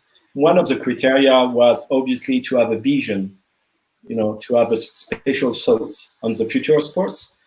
That's the reason of the videos, because the candidates were sending a video where they express themselves in English, because we couldn't translate all the languages. So where they express themselves in English with a special story that is important to them and a vision on the future of sport. And so Kenta did well, very well, and he keeps on doing well. Thank you very much. For my video CV, it was including the French and English sometimes, I guess. But...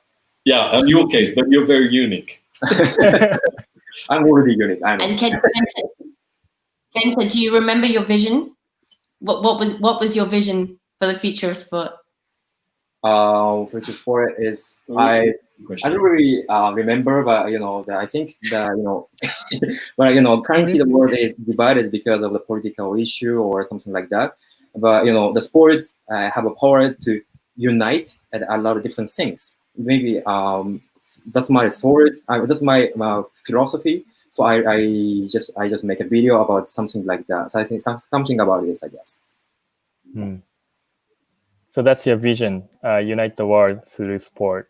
Yeah, unite the world and make the people love through the sports and the other one is I remember. Oh yeah, I remember. Yeah, the other one is to have to make the people a dream, because through the sports, which means like if we have enough environment we cannot dream of, and also if that people don't have great images about sports, that people don't like to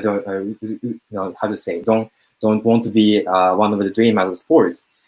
So to be the sports as one of the dream. It's very important. First of all, sports has a very great value, and also and for the environment, it's very important to help the people, that all different people to have enough environment to dream something like that through sports. So not only the and heighten the value of sports, but also it's very important to focus on focus on the level that people what people think or what they need. Also, that's my final philosophy. I forgot, but the idea has come back. That's great. We still have the video. No, there's an answer. Maybe I don't know. Maybe I speak a different thing. If I speak a totally different thing, it's really complicated. So, but I think, I think, so I'm sorry. Yeah, it's a great. He's a great role model for younger generation in Japan. So I think there's some even younger Japanese kids will apply to young sports maker in the future. That would be nice. So I think I hope this session can be kind of inspiring those younger generation in Japan and apply to young sports maker in the future. And men and women. Men and women, of course. It's very important things. Yeah. But there's so many. There's so many inspired young girls in Japan for aiming to work in sport industry. Actually, we will have a session with Kenta and Yoko Yamagishi. She resides in UK and from Loughborough University. She is managing a lot of social media account, even for IOC social media account in Japanese. So we will have a session with Kenta and Yoko later morning time in Japan. So I will. That means midnight in here in France. 2 a.m. or 3 a.m. That's tricky. I have to still keep my eyes open. So that's what time? You know what time it's here in Tokyo? Yeah, exactly. 3:42. That's what can do it. I understand. People will work more than me, so I cannot say anything. But it's just keep my eyes open here. So here in 3 a.m. So but anyway. Okay. Yeah. Great. Fantastic.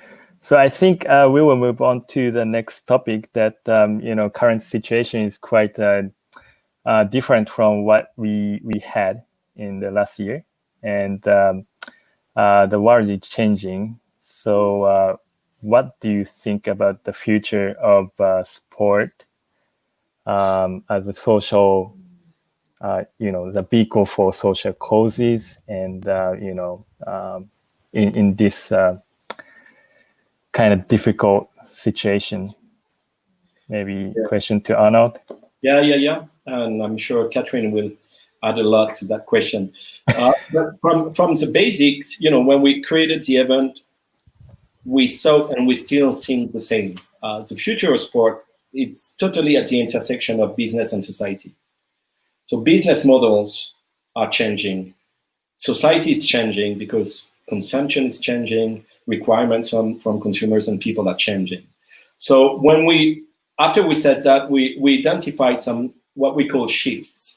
So it's kind of key topics that are very relevant to those changes. So I'm going to name a few. All of them. Lifestyle. Lifestyle, it's crazy how it's changing and how quick.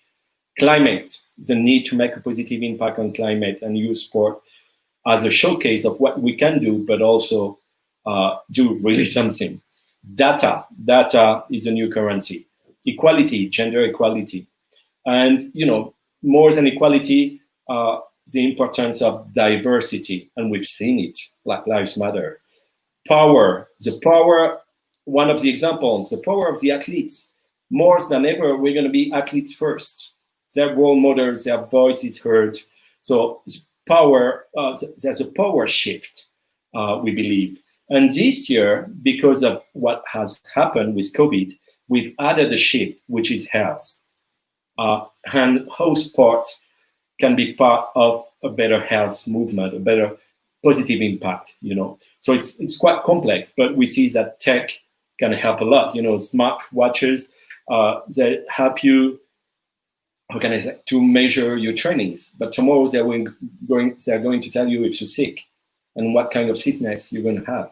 So everything merges to a better well-being and health. So these are the 6 shifts that we've identified, and it's time to reinvent and, you know, and put everything in action in that sense. And so not to get into all details of all the shifts, for that you have to be at Global Sports Week in February, but because it's a long thing, it's a long conversations that we have on the shifts. Maybe, I don't know, Catherine, do you want to add something on that?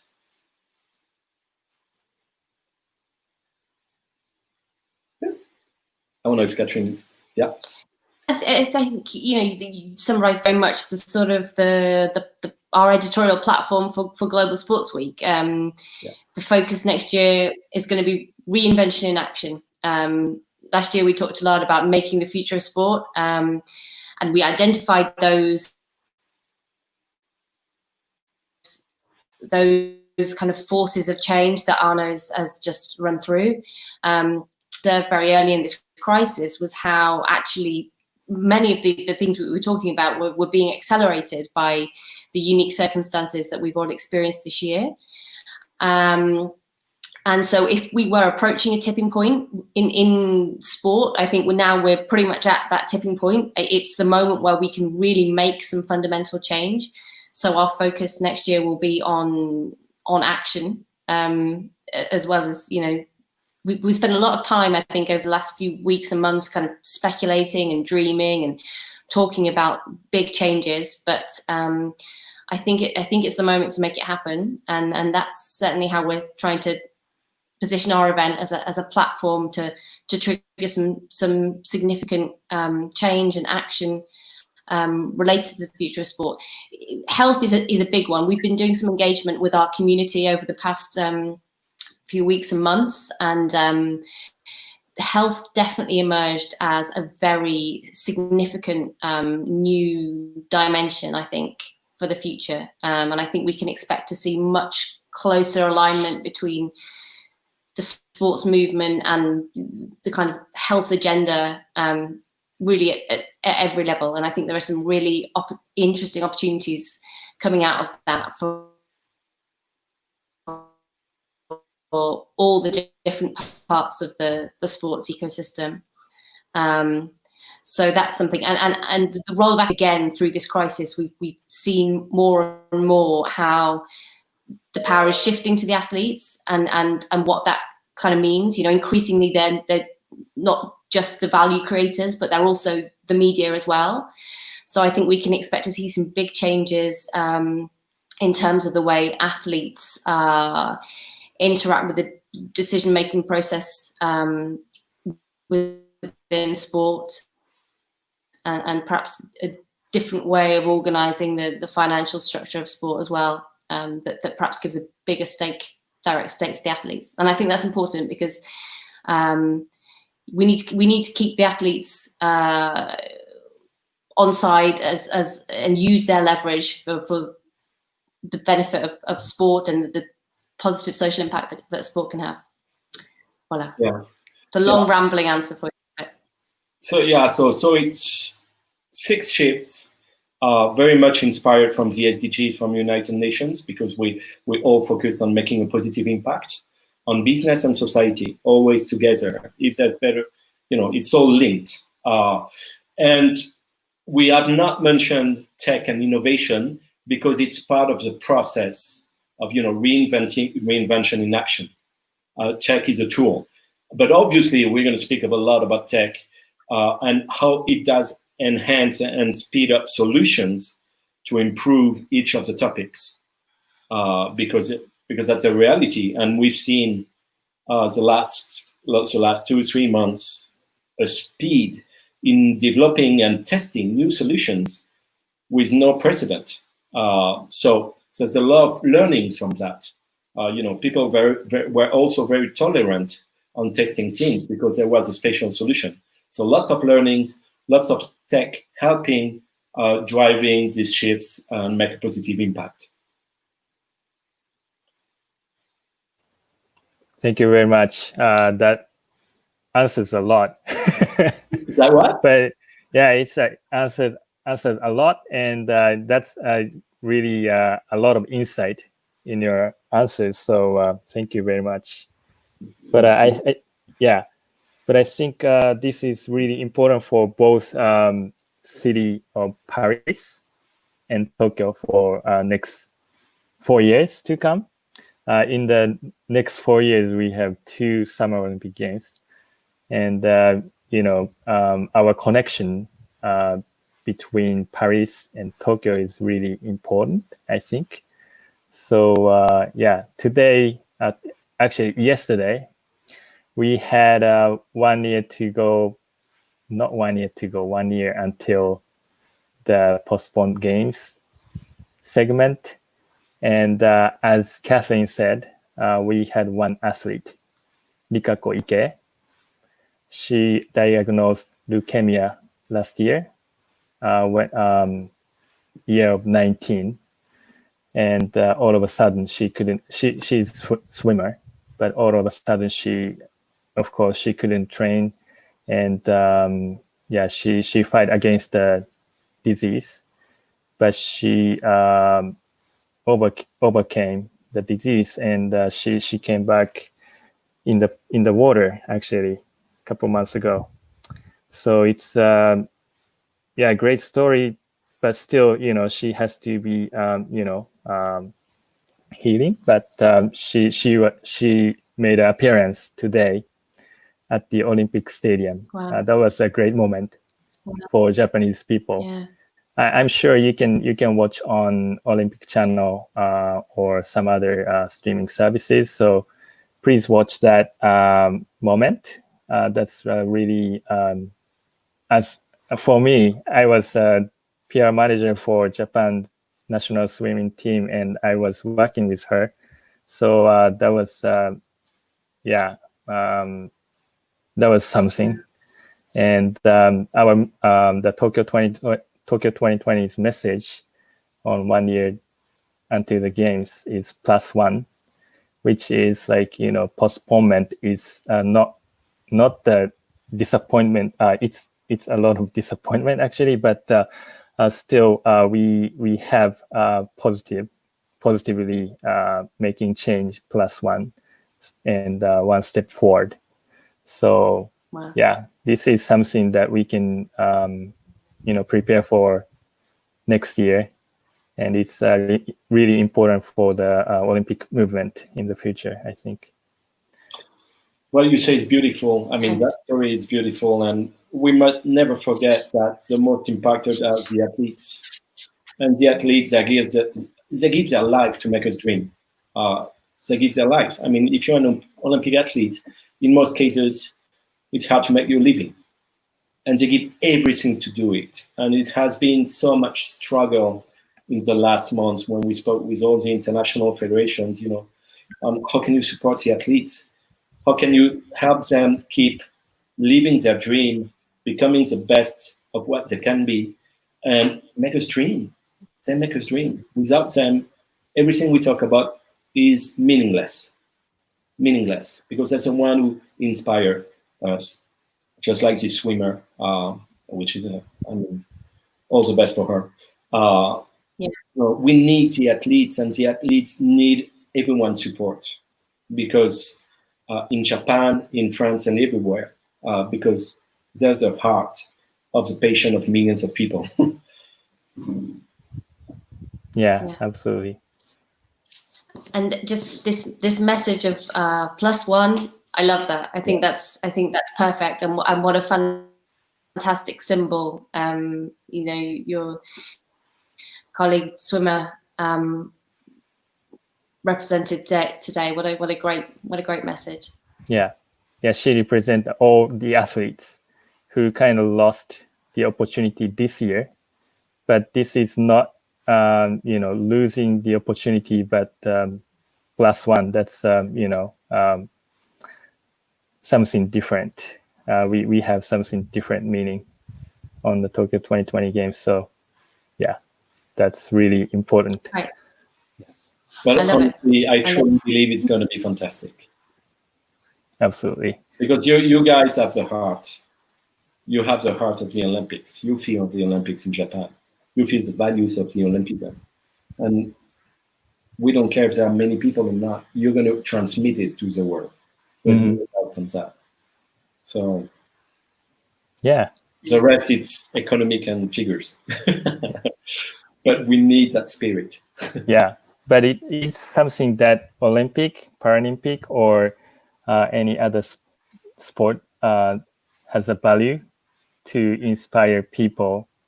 Without this, we couldn't,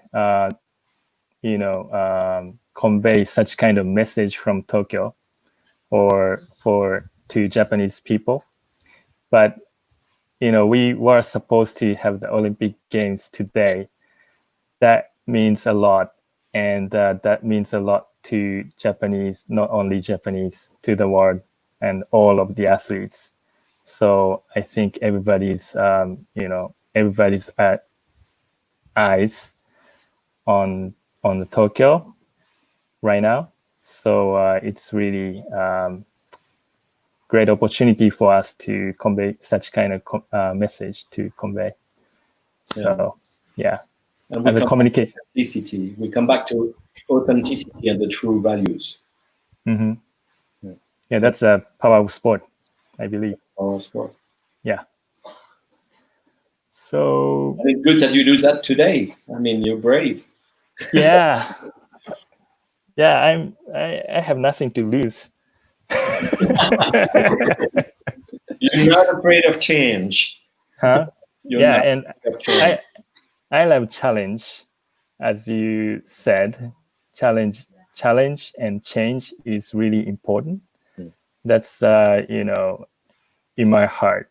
So always, I have so many things on my shoulder, but sometimes I take everything off and I do my personal project like this, and it's easier to say something that I want to say.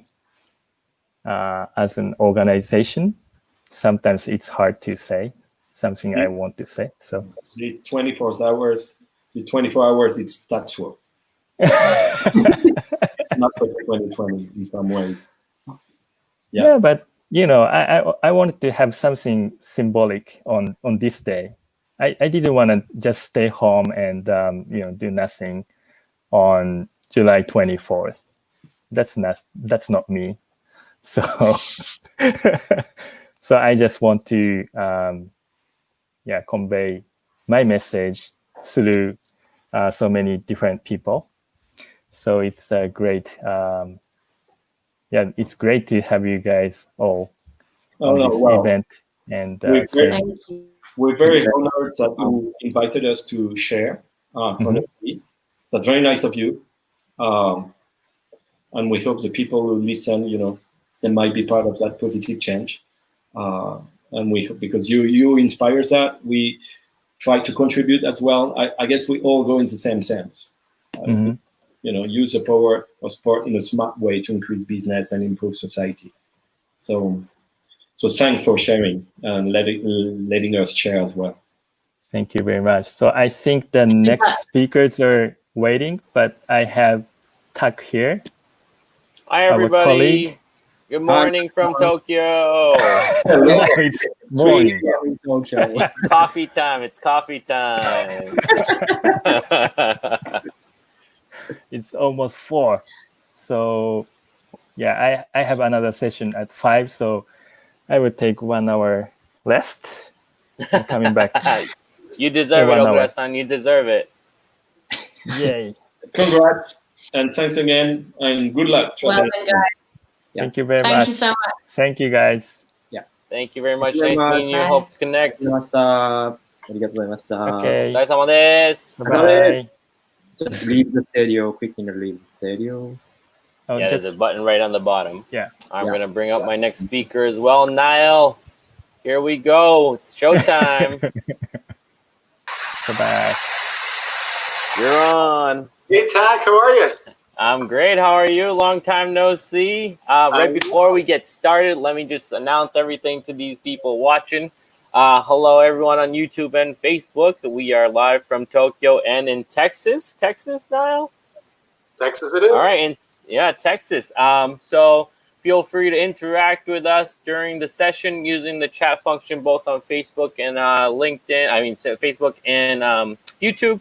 And as we see your comments, we will try to get in touch with you or reply back or use your comments and showcase it onto the world from here. So with that said, I'd like to welcome my good friend Niall Swan from Texas, Austin, currently. Originally from Ireland. That's correct, from Dublin, yeah. There you go, there you go. So we got a pretty international session here again. And I guess let's get it started with the title of, what is it called? Soccer in the Time of Cholera? Yeah. Instead of talking about COVID all the time, I thought we'd give it a different name, right? There you go. So there might be a little bit of a deeper meaning into the whole session as well. So we get into that a little bit. But before, again, let me please introduce you to Niall Swan. And Niall, could you give us a quick intro, who you are, what you do? And I guess it doesn't have to be that quick, but yeah, kind of give us an intro. So I'm the founder and president of the Soccer Resort, which is a national network of adult and youth soccer tournaments across the US and Canada, and with some overseas and Central America and Europe as well. And we started out about 2002. Actually, my trip to Japan for the World Cup in 2002 was the genesis of the idea, if you can believe that. But what we do is essentially adult soccer tournaments on weekends for people to play in their cities or go to fun destinations like Vegas or Montreal or Boston or Miami or Cancun. And then on top of that, listing all the ones I've been to before? Did you do Miami? I did do Miami.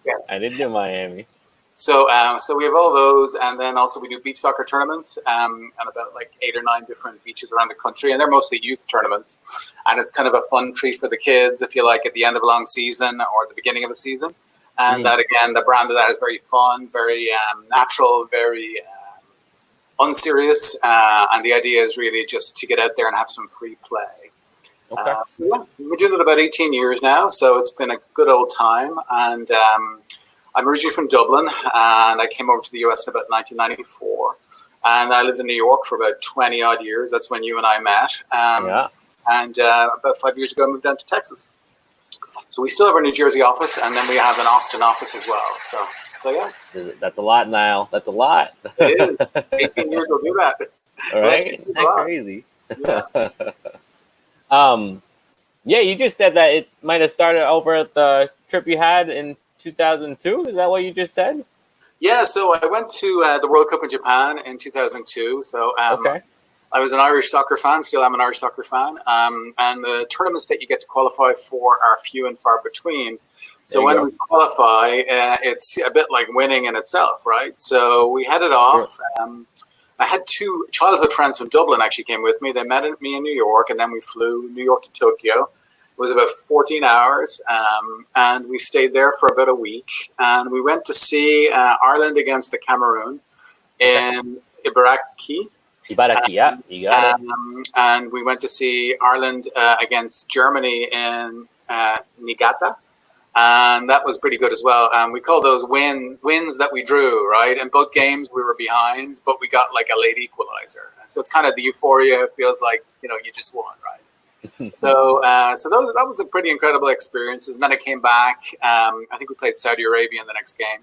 But for me, just the experience of doing the World Cup in a country I'd never visited before was just a phenomenal experience. Just Japan is a total cultural delight, especially when you visit for the first time, right? So I was there with childhood friends, and it was this whole idea of a very personal, joyous experience that I'd been thinking about what my next thing was going to be, and this really helped crystallize it for me in terms of what I was going to do. So from that, we really took the idea of the company, which is the whole idea of giving a joyous, more fun, more organized experience to people. Because at that point in U.S. soccer, the fields were dirty. They were pretty dilapidated, not much grass on the field. You'd be playing beside highways because that's where the cheap land was. You know, there was no floodlights. So you couldn't play midweek. You only played on Sundays, and it was like a long way to go. So the idea was just to give people a bit more of a 5-star soccer experience. Okay. And then in the past 18 years, the game has changed. There's turf everywhere, so you can play 5 nights a week. Soccer used to be just a weekend game that immigrants mostly played, but now it's a game for everybody a bit more. And on top of that, obviously, youth soccer was exploding at the time, and it's exploded even more at this point, and is, you know, the backbone of many American kids' cultural upbringing at this point as well, right? So yeah, in the 18 years, it really seen that the game change in the U.S.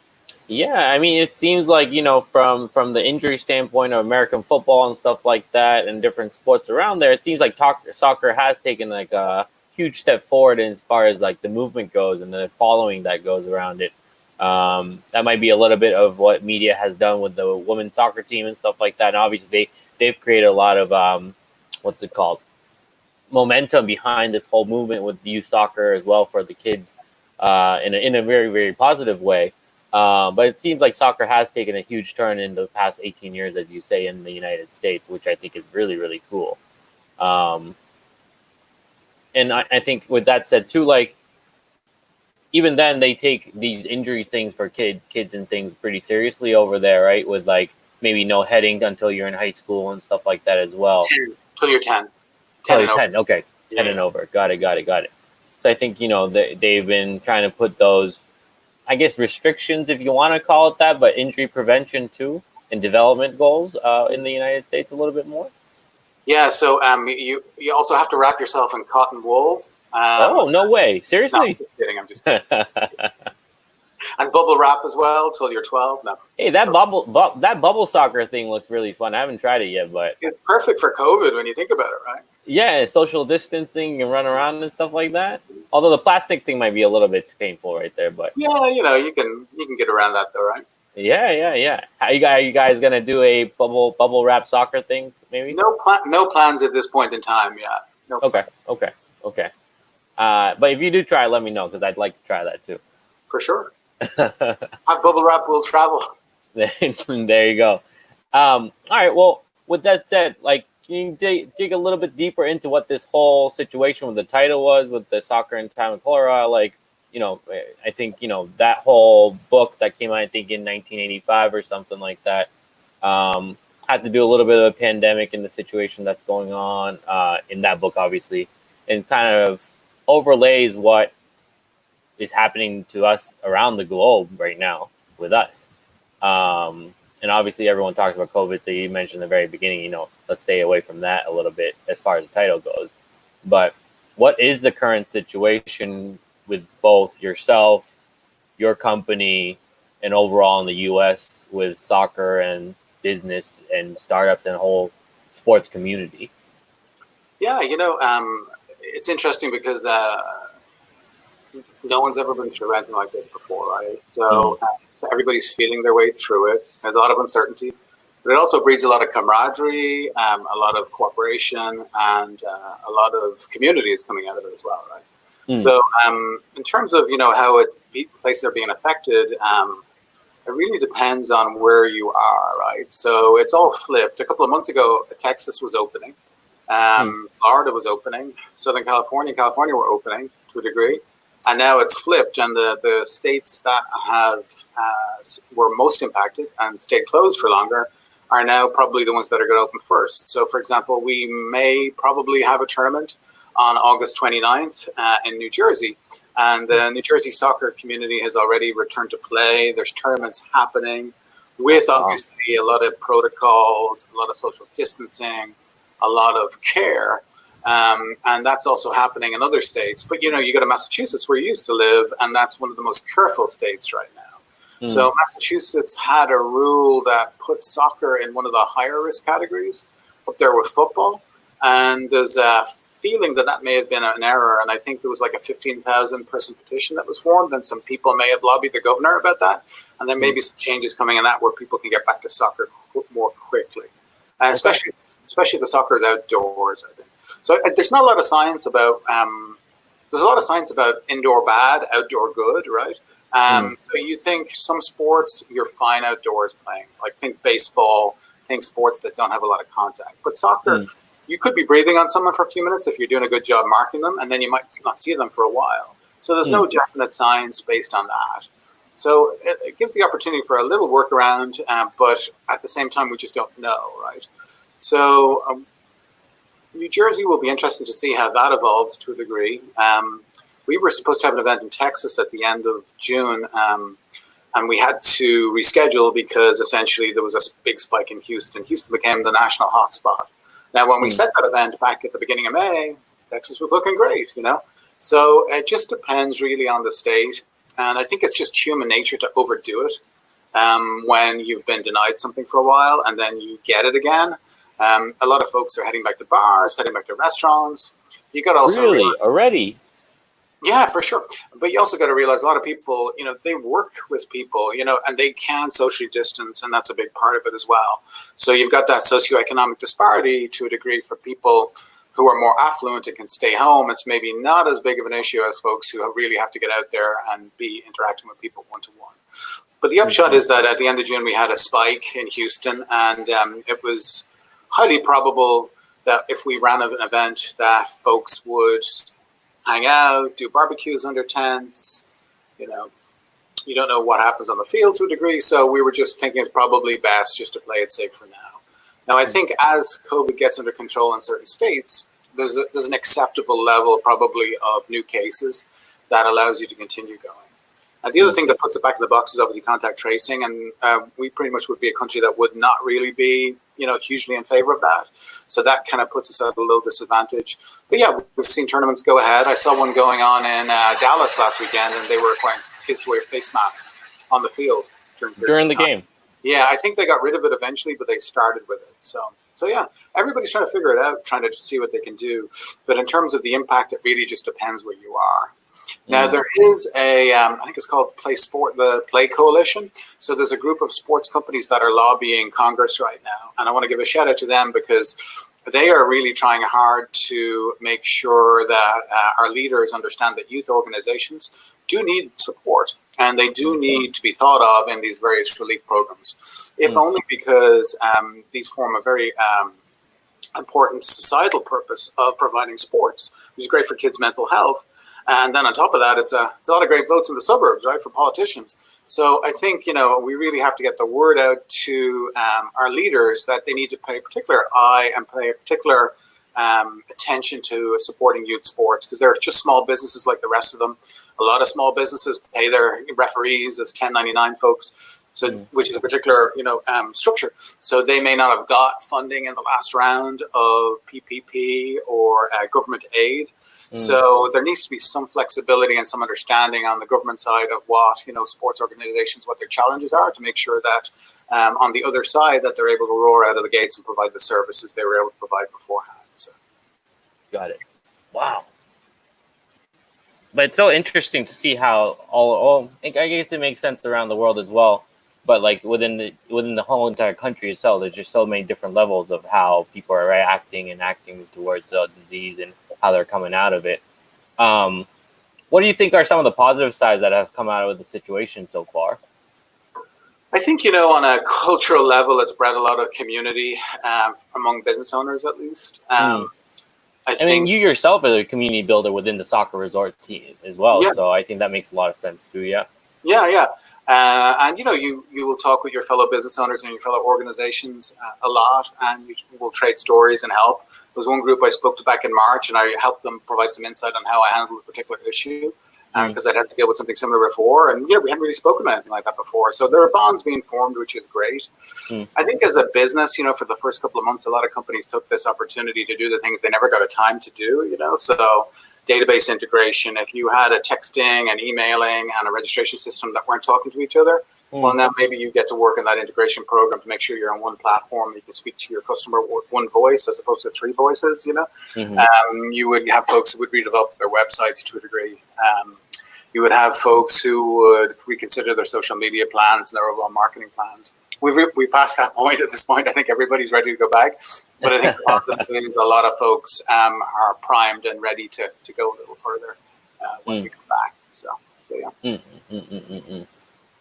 When, I mean, I'm going to fly a little bit to the future part a little bit before I bring you back. But when do you think we will kind of go back to a new or better normal?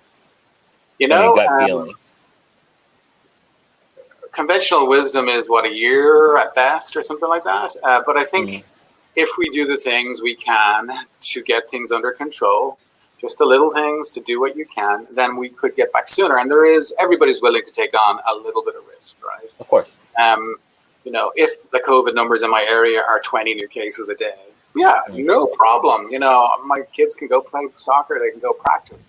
But if the numbers are 10,000 in the state a day, it's kind of hard to say, okay, you know, the risk reward there is not great. So it's all really down to us to take it seriously. I think social media, I'm starting to realize, is not always the best helper of community, ironically, for something that's supposed to bring communities together. For a lot of people, it's very hard to distinguish between what is good information and information that's maybe wants to be a little troublesome, you know? Or, you know, I grew up in a country in Ireland where, you know, you trusted the public health system. You had no reason not to. If someone told me to wear a face mask, I would wear a face mask. And I get, you know, the resistance, but I think these things really will help us get to the other side, you know? You can't complain about the schools not opening if you're not willing to do the little things that are required to get the schools open, you know? So, but I understand, you know, the other perspective, but it's a minor sacrifice to ask. So that's kind of my feeling, is we need to do the little things we can do, and then we'll get back a lot sooner. And we see that happening in New Jersey and even New York to a degree. So. Yeah. And you mentioned Massachusetts, New York, New Jersey as well. What do you think some of the major differences are? What are some of the variables that you were mentioning earlier that made it so different, I guess? For them, that helps them get back quicker, you mean? Yeah. Well, I think they experienced it full on themselves, right? So they take it much more seriously. I think it's just human nature that you don't take something seriously, or you're reluctant to, if you haven't experienced it yourself. And I'm sorry, I'm not meaning to get too into depth about it, but I find like it's interesting. Social media presents two sides to everything now, if not three sides. So it is hard for people to know what is the right side unless you have direct experience with it. So if you lived in New York, you knew a ton of people that got this, that got really ill with it. Heaven forbid, you know, someone who died from it.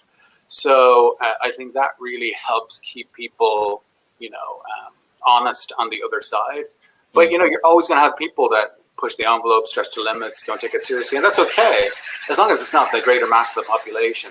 And I think once you have a greater, you know, 90% plus of people, you know, taking it seriously, we will get to the other side, you know. But again, it's just experience is the difference, right? Direct experience. I mean, it's so true. It's really hard to, you know, we as human beings are a very visual creature. We're visual creatures. And it's hard to fight something that you can't physically see, in a sense, unless, like, as you say, we experience it. And experiencing is sometimes seeing it, too. So that makes a lot of sense. And we here in Japan, too, it's kind of a knowledge sharing thing. We didn't have that many cases to begin with here in Japan to begin with. So we were in the 40s, 50s, sometimes in the single digits earlier in the day. And soon enough, right now, we had one of the highest totals here in Tokyo with over 300 people being infected. And to us, 300 is a huge number. You compare that to Brazil and stuff like that. It's a really, really small number like that. But people are still traveling. People are still moving around. People are, you know, going shopping and stuff like that. And I think a lot of it has to do with the fact that because our numbers were so slow, it's hard to take it seriously. And then, you know, as you mentioned, the side effects or the effects of social media, there are good news and bad news as well, and see how people interact with all those things. So we see the same problems here in Tokyo and Japan and the greater country, and maybe even the region of all of Asia as well. We see examples, let's say in New Zealand and Australia, where they're doing really well and they're able to travel back and forth. I was talking to a gentleman over in Bilbao before a couple hours ago, and he was telling us the same thing, where they experienced it, they took it seriously, and now they're back to almost regular life. Still not a lot of youth sports or stuff like that physically back yet, but they've gone over the hump and they've learned it the hard way, which is unfortunate, but had to happen. And hopefully, soon enough, there'll be some sort of vaccine or cure, or at least some sort of step that we can take to further negate some of the risks that are involved with this COVID disease moving forward. And hopefully that's, something that we can all, as a global entity, kind of come out on the other side as a better society or better culture, a better world. I'm hoping, at least. But with that said, going back to your business a little bit, what are some of the community building aspects of Soccer Resort? How has Soccer Resort been able to build a community? And I guess sports kind of encompasses a lot of different fields and people with different backgrounds. But I think you've done a tremendous job building this whole community in the past 18 years or so, bringing a lot of different people together. I remember in Vegas, we were playing a bunch of old gentlemen, if you will. And then we got completely rocked. I think Bob might be watching here on the back end a little bit too, but I remember us losing like 7-0 or something like that. And then you go, hey, I think Bob scored 3 or 4 of that goals for them. Sorry, Bob. But then you go over and you go, oh yeah, those are some EPL players, former EPL players. They're like, oh, that's why. But how have you been able to build such a great community with your Soccer Resort? I don't take credit for it. I think just in the soccer community, people are pretty great. I think naturally, I find in the world of soccer, you attract people who are socially and collective minded, right? You attract people who are sometimes well-traveled, because that's the nature of the game, right? It involves internationals. I think frequently you travel people who are less self-centered, maybe a little to a degree, and have an appreciation of each other, because it's a social game. So I think just channeling that was the part of it. Also, it helps if you have a goofy kind of personality, that helps have the fun too, which you do, which I don't. I'm very serious. Oh, you're so serious. I'm really serious. Absolutely. So I find that I think those things really help. And so you just really channel what's there already. And I think, in the age demographic we're looking at, it wasn't, necessarily parents involved where there would be a lot of pressure and shouting. A lot of it was competitive, but there was fun on the other side, right? So I want to win this game, and I might get a little mad, but on the other side, I'll calm down eventually, So I think, it was really just channeling a lot of what was there already. And I think being in the soccer community in a lot of states is still like being in a bit of a subculture on the adult side, Youth soccer is a bit more mainstream. Adult soccer is a bit more underground. Not entirely, but if you meet someone that plays adult soccer and you hadn't met them before, it's like, oh, no way, really, you play with them? Oh, no way, that kind of thing. So I think that kind of breeds a connectivity to each other as well. So yeah, I think really enjoyed it. And when I was coming up, it was really my demographic I was dealing with. So I think if you can connect naturally with who your customers are without needing market research to tell you who they are, I think that really helps. And obviously it's an authentic thing as well, because it is authentic, so there's no pretend authenticism there. It's just, it is what it is, so. How do you bring that sort of authenticism that you just speak of? Is that a word? I just rolled with it. Don't anybody break out Webster or Oxford right now, okay? Yeah. Let's go with authenticity. We'll say authenticity. Hey, I like the other word better. But how did you, I think it's hard to bring something like a concept like that to reality in a sense, right? You say I want to do this, but until you actually physically do it, it's hard. How were you able to kind of bring that authenticity to life through Soccer Resort? Like how did that happen?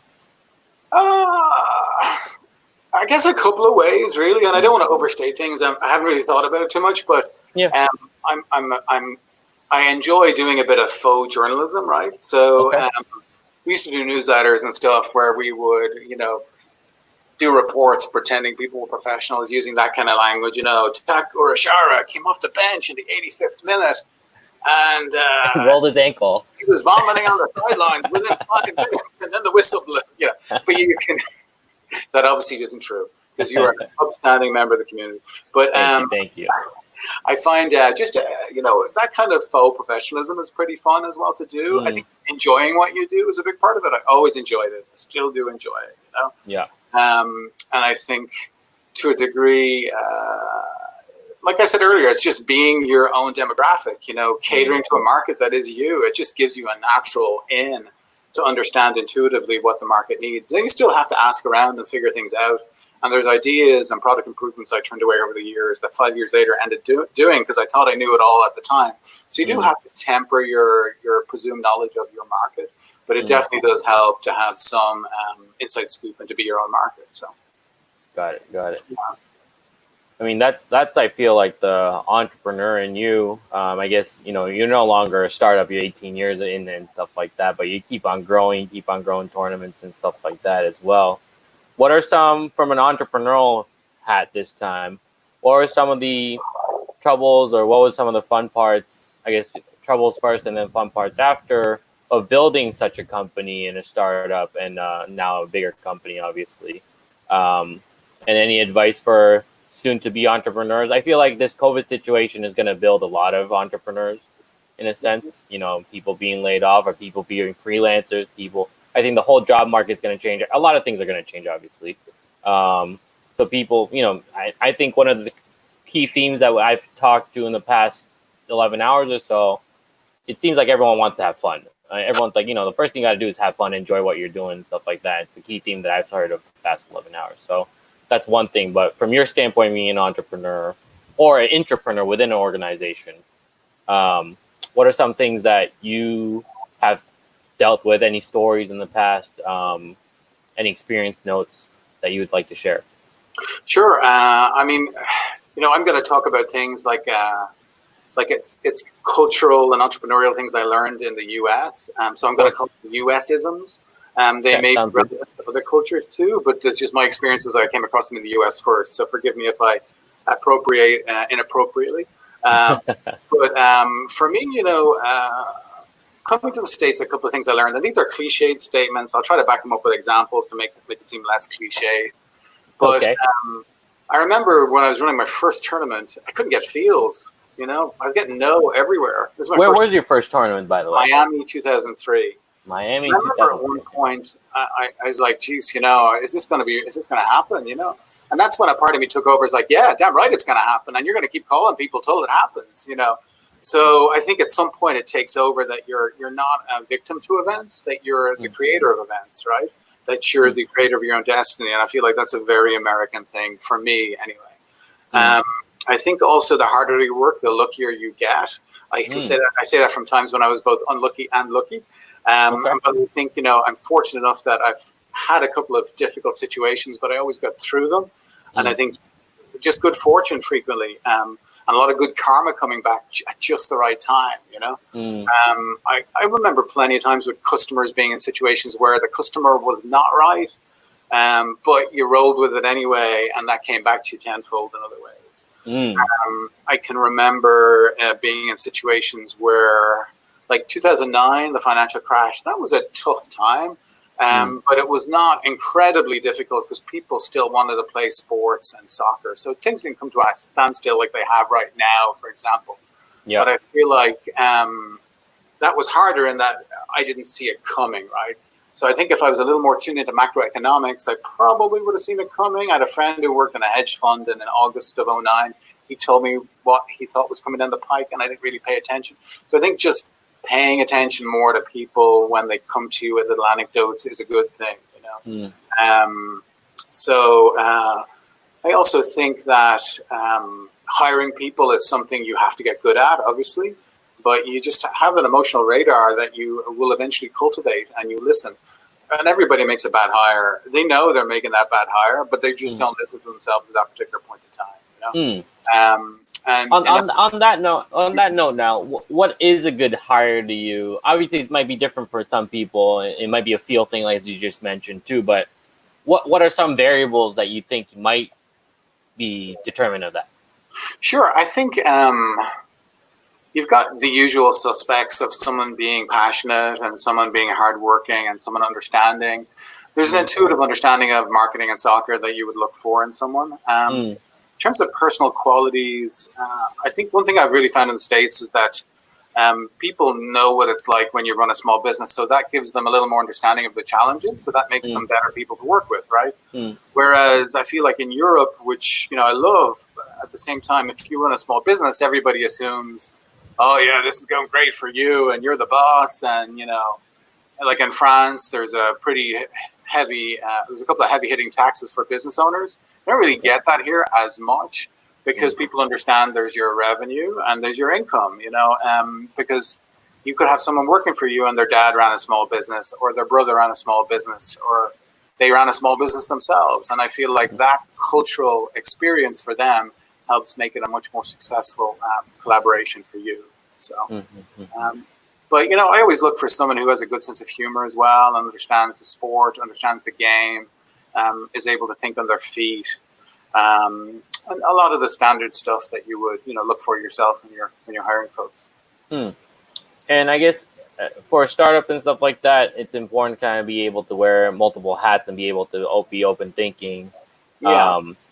And so, you say no soccer and stuff like that, but I guess for the more general part of it, just like, in a sense, have an interest of that specific subject matter or that specific field or industry that you're working in is super helpful.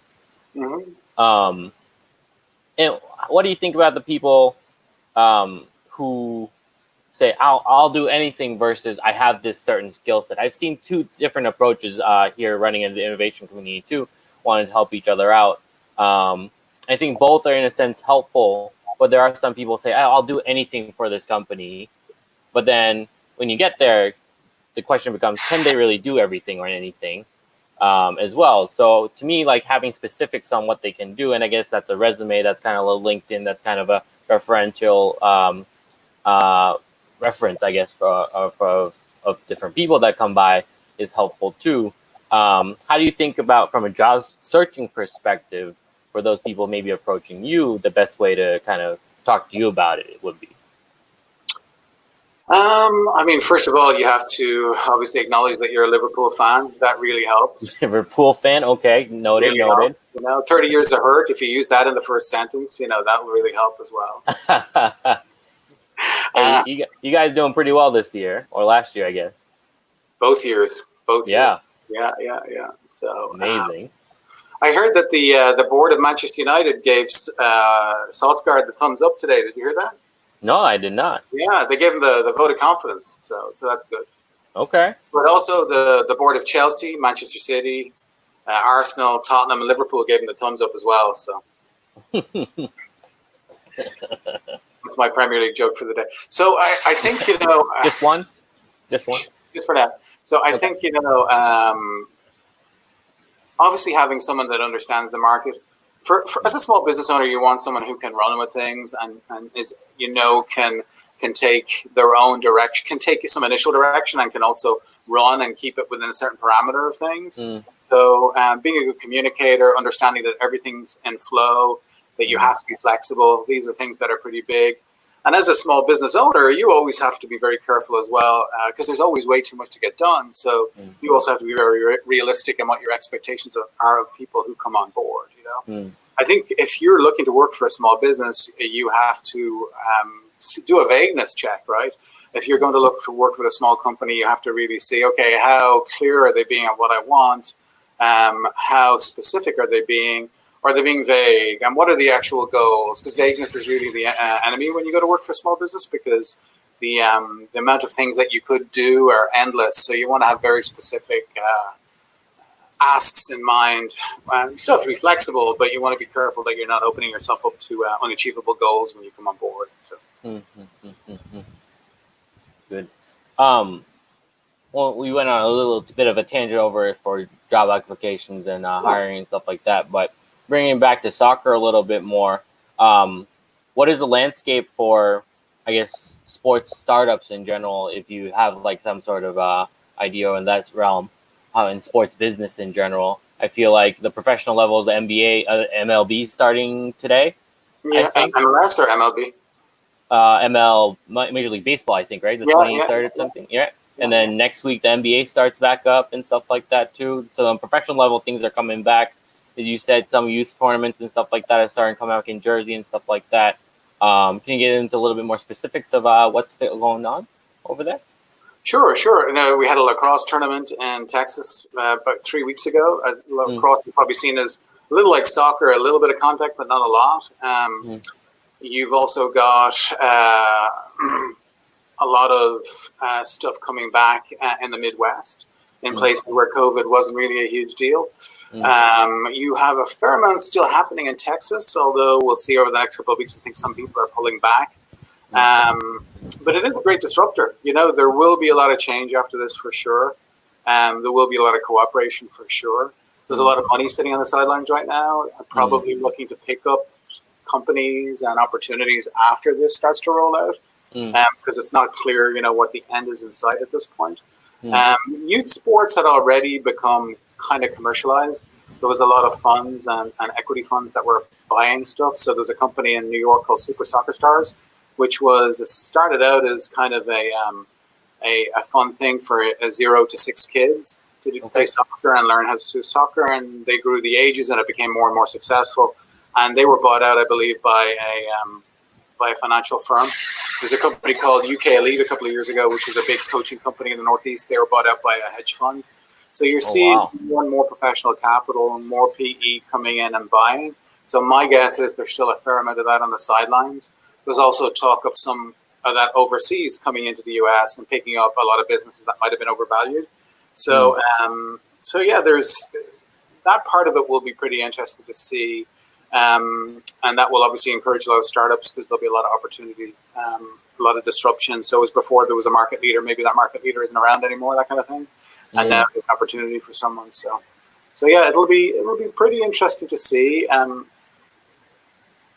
I think soccer will come back as strong as ever, but you'll have that 10 to 15% of people that won't bring their kids back for a while just to be safe until there's a vaccine. And then even when there's a vaccine, people will be reluctant to take it. So I think there'll still be a factor there. But I think there's also this enthusiasm thing that will happen. As you mentioned, people are ready to get off the sidelines. I'm seeing it on my side that people are just itching to go. So for Atlantic City tournament that's happening at the end of August, I mean, we just said we're open and already the registrations are flying in. So I think, and that was the same. I missed that tournament now. We'll fly you back. But there was still, there was the Texas tournament we did at the end of the month. And again, I was really surprised at the demand for it and the interest for it because people just want to get back. So I wouldn't underestimate that for sure. I think you're seeing a lot of coaching companies are losing staff and they're going to work other jobs. Will they come back? We don't know.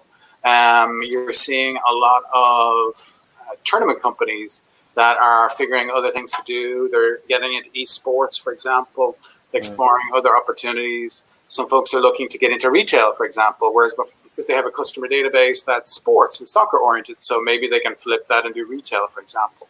So it's all really what you can do with your existing customer base as part of the whole value proposition for people right now in terms of figuring out what they're going to do and how they're going to come out of this on the other side stronger than they were before, or somewhat strong. Somewhat strong. Well, you got to get that momentum somewhere. Yeah. Where do you think some of the new opportunity spaces might be? You said, virtual reality, you said, esports and stuff like that. What have you been hearing in the rumblings or in the backyard right there? I think, you're seeing a lot of youth clubs and a lot of folks doing esports. So I think this probably will become a more full-time part of what they do. I think esports is, I wouldn't say it's exploded. It's definitely expanded a little in my anecdotal experience. Feel free to correct me on that. So I think that part of it will be with us. But I think in the technology space, you have a lot of tech companies that were entering into the sports market. And their continued existence, I guess, depends on the venture capital behind them and the patience of that venture capital. So you'll see probably some opportunity there opening up in terms of companies that offer registration systems and they make their money through the processing of payments. That will be part of that conversation, I would say. Who's going to be around, who's not. It's a pretty great company in New York called League Apps, and I'm going to give them a shout out because they are a technology company that provides a registration back end and processing for youth sports. And they've done a really good job in leadership during COVID. They've had endless seminars, conferences, community building, bringing people together, lobbying Congress, all that kind of thing. So these are the kind of leaders that you look out for on the other side who you know are going to be around.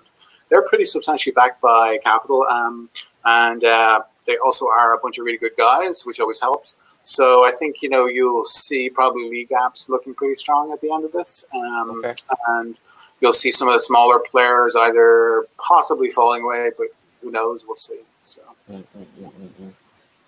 Well, I feel like I was talking to some robotics companies or robotics people here in Tokyo early in the event. And, you know, they were talking about how opportunity is all around us, but then obviously because of this pandemic that things have kind of exploited the fact that we need urgency to kind of develop an urgency to kind of and innovation spurs out of that. You know, it's opportunity multiplied by the people who take those chances on it. And this whole thing has kind of shifted into this whole, the future of what we were thinking about what would happen has come now. And that future with technology and this whole virtual reality space, robotics, and if you want to think of it specifically here in Japan, the aging population. We have a huge aging population here in Japan, and you know, in a sense, we are a New York City condensation with the age of, like, let's say Italy. So we've got this huge deal where the whole robotic space could be taking over in the next couple of years, as opposed to the next decade or 2 decades from now, because of what it has affected us here in Japan and COVID and stuff like that too. So it's a trying time at the same time, but at the same time, it's a very it's interesting how we can kind of be part of the future in a sense, in a very, very much fast sense. So I think that's super, super interesting. And then moving on, go ahead.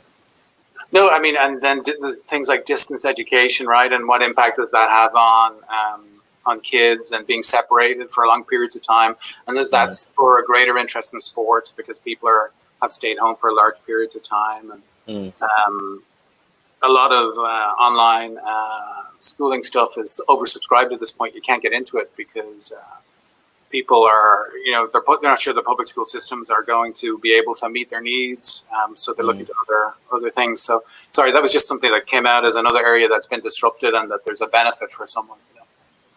Yeah, I mean, education, I was reading earlier too, that, you know, there's maybe a whole system reform for colleges in general too. How, you know, you can take all your classes online. Then what is the need for colleges and stuff like that? And then you might be able to get an education for way cheaper. So money gets involved there, and then use that money for something else further on down the road too. So, you know, I think there's going to be a huge disruption there as well. There's a great school, and I think in Rotterdam in the Netherlands, kind of disrupting the whole education space too, and that's pretty fun over there too. So there's lots of different things going on around the globe. And I guess we're back to soccer and like fandom here in Japan. We've got I guess you guys have it in the US as well. Lots of new fan engagement processes that are starting to happen. Sure, we have like no fans in the stands, but they've been able to connect with through technology into people's homes, and those are being reflected directly onto the video board at like a major stadium. And then, you know, people can sing together along with their fan base with songs and stuff like that. So that's pretty cool, where people, although they aren't in the physical stands, they can watch the game and also cheer on their favorite player or their favorite team. And there's also these like apps that are coming by where they put on like speakers around the stadiums, and then with a click of their cell phone, their smartphones, they can kind of cheer into the stadium and cheer on their fans and stuff like that too. So that's pretty cool. Yeah, it's really, really cool what they're doing with it.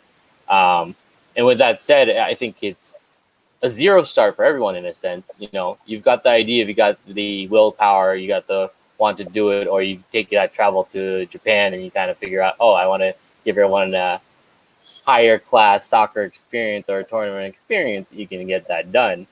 And you know, it's everyone. It's a clear playing field for everyone right now. As long as you have the idea and the willpower to kind of want to do it, it's what you can do, and if you can do it, you get it done, which I think is great. You just need the kind of help from the helping hand from a lot of other people to kind of get it done as an entrepreneur. So where is Soccer Resort gonna go, you think, in the next year or two? Like, where do you want to see yourself going as we come back to on the field in the time of cholera?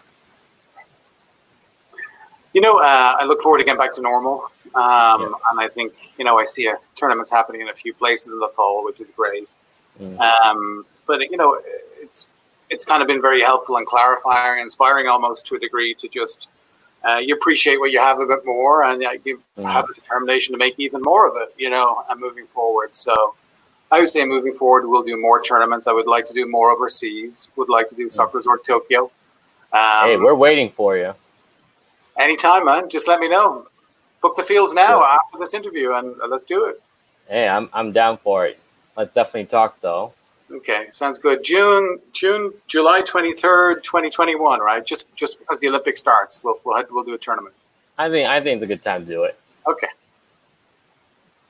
No, but I think I mean, overseas, how do you kind of go about fixing out and playing out where you want to play your tournaments and stuff like that? What are some of the variables you take into account? I mean, you know, you always need a good local partner, and that's someone who will provide local teams and local talent, and will connect you with local facilities. And then you focus on bringing in from people from out of town. You generally try to start with places that you know pretty well already, and that, you know, cuts down on the X factor of unknowns. So, for example, you know, we've done tournaments in Ireland before, in Dublin. Done tournaments in Paris, so places where you can speak the language or where you know the culture or are able to navigate it pretty well as well. Yeah. So we'd definitely like to do a little more of that, and we have partners in some of those places, just haven't been around a while. So I would love to do France, Spain, Germany next summer if everything went well. And like to get Hawaii back in the map as well. That was always a good one too, and I think that has the potential to appeal to the Japanese market a little too. So that might be a first step to doing the Japanese market potentially. That's true. Australia was always an interesting market because I think soccer has really grown there over the years. And culturally, the Premier League is pretty strong over there. So that might be a good candidate as well. But I think in all these places, you do need to have that local knowledge before you go in. You need to understand when the opportunity is, when it isn't, how you need to speak to people, you know, who potential marketing partners are. So you can avoid that first year or two of learning and just get it right or close to right in the first year. What on a success front, what was some of the fun cities to start off? What are some of the stories that you had in starting off some of these cities? Oh man, so many fun stories over the years. Montreal is one of my favorite. I always enjoy that one. That was the second tournament we ever did. I always liked Austin before we moved to Austin. That was always a good one too. I always enjoyed Boston. Cambridge was always great heading up there. In terms of some of the stories, I remember a funny story about we used to have to bring goals to a facility in Toronto from New Jersey, soccer goals, Those physical goals.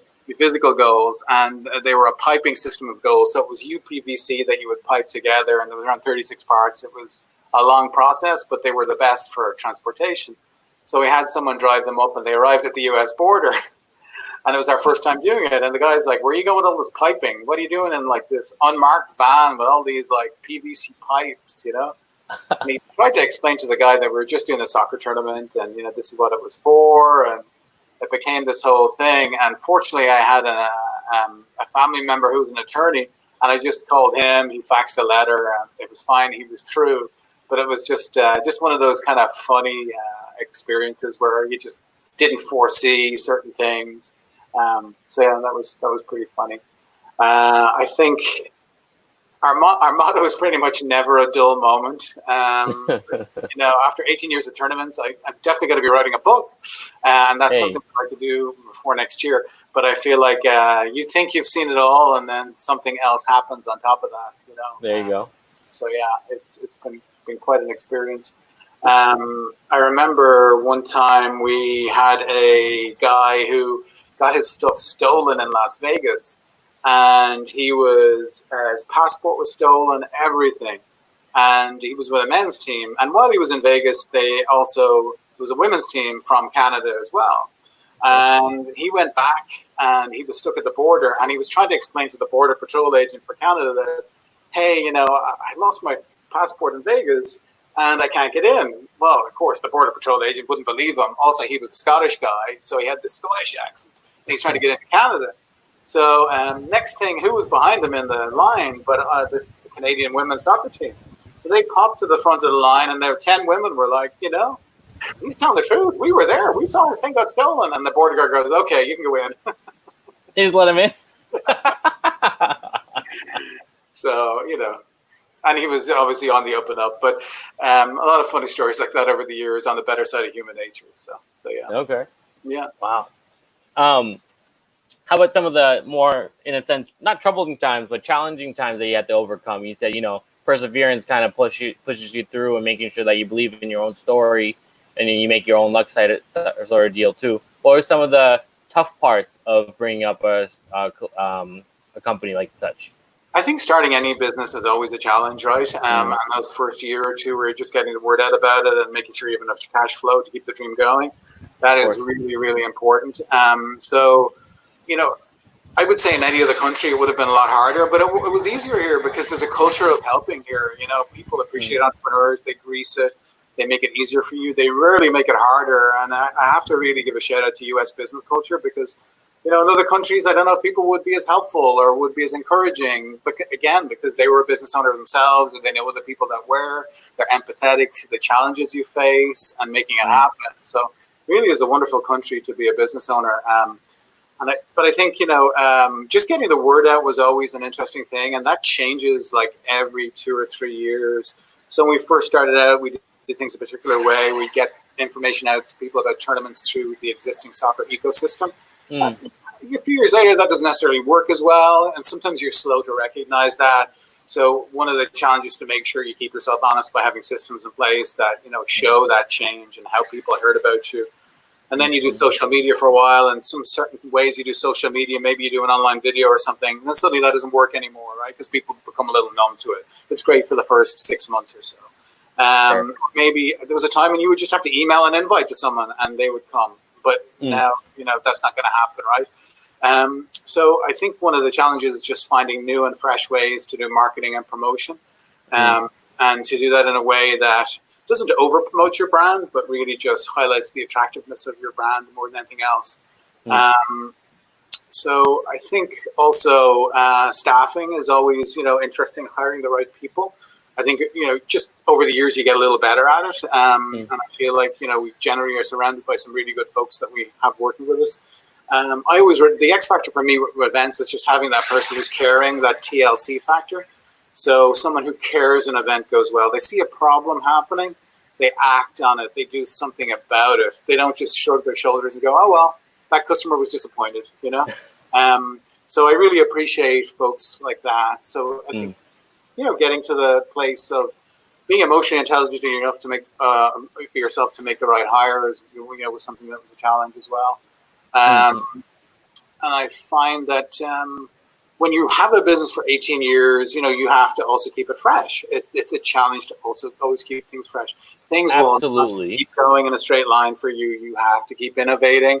And customers will come back for 5 years if you do a good job, but they may not come back like 6th year. And you did not do anything wrong. They just went and did something else with their lives, So, so there's also just keeping that marketing fresh and keeping the experience fresh. And sometimes that means just doing the event at a different park in the same city, or moving to a different date, or, there's ways to keep things fresh without that. But everything, you know, has its shelf life, and you've always got to keep adding and innovating, always filling the pipeline with new customers. Although I think repeat customers are about 85% more likely to come back. You know, you still always have to keep filling that pipeline, you know, and always be fair and reasonable with people. Sometimes you can't do what they want, but you should always explain yourself and communicate articulately what your dilemma is. And once sometimes people see that you have a dilemma too, and you're trying to give something that's a win-win for you both and not just a win for them, I find people very reasonable about that. Not everybody is, of course, but, you know, most people will be. So. I guess, you know, we've got 6 minutes. I want to wrap it up pretty quickly, but just kind of touching upon what you kind of just mentioned, what was maybe a tweak or two that might not necessarily work right now, and obviously, but that was a huge benefit to you? What was like a surprising change that you did that was like, oh, that kind of worked, or that's pretty cool? So a simple thing like changing the date of an event. You did an event, you don't get attendance, you just change the date and boom, you know, it changes. I think also just adding youth divisions, adding beach soccer on the youth side was great as well. That was, and it totally changed our summers as well, which was good. I think changing some of the delivery systems you use for databases and on the marketing side, I think that you know can have a huge impact immediately as well. I think adding some destinations isn't just about that destination, but it also improves a related destination. So, for example, adding Los Angeles wasn't just great to do a Los Angeles tournament, but it fed the pipeline of people who then wanted to go to your Las Vegas tournament because they didn't know about it previously. Things like that, I think, you know, make a difference. And then sometimes you do things because they're good to have. They may not necessarily be, you know, that profit leader that you would like, maybe, but they're great to have. So I put our Cancun tournament in that category. And that had a great hotel, that had a soccer field on the hotel grounds. It was right beside the beach. It was great to have. So I think, you know, there's a number of different ways of looking at it. But I think also promoting in Canada was a big plus for us after 2009 because the US economy was down, but the Canadian economy, we all forget this, hummed along pretty nicely after the financial markets crashed because they really had a fairly regulated banking system. So they didn't have the catastrophe we had. So, you know, we had a lot of marketing that went on in Canada and a lot of customers that came from that.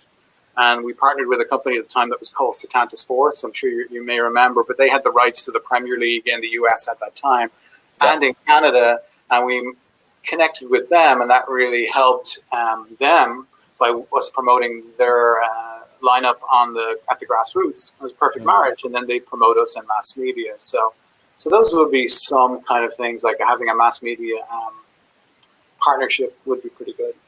Nice. Yeah. I guess on a final note, well, as for your next step, obviously you want to do a Tokyo tournament. We all get that part, but rooftop in Shibuya. There you go. Okay, I like that. We could do the rooftop tournament. What is potentially the next big destination that you might be thinking of post-COVID for your soccer resort tournament? I would love give us some to inside info. I'd love to do I won't say kick off COVID, I'd say kick away COVID tournament in Paris. That would be great. In Paris? Tournament before would like to do that, yeah. Okay. Is that kind of to do with the next Olympics, or is it kind of just because of Paris? Because of Paris. Just before when this all ends. There's a very nice gentleman called Paul Nobile, and I would give Paul a call, and we would get something going in Paris. So yeah, that'd be nice. All right. Well, I guess all of you guys watching, our next destination might be Paris with Niall over here. After Tokyo. Oh, after Tokyo. Okay, so please come to Tokyo first, and then we'll go to Paris afterwards. But Niall, thank you so much for your time. Really appreciate it. And I sent you a link with the next room over there, so maybe I'll see you over there post. Okay. But thank you everyone for watching. We are gonna end this broadcast and start a whole new one so you can watch another video from there. We hope you tag along, and we will see you soon. Thanks again, Niall. I'll see you soon. Take care, Tag. Bye. All right. K さん、またよろしくお願いします。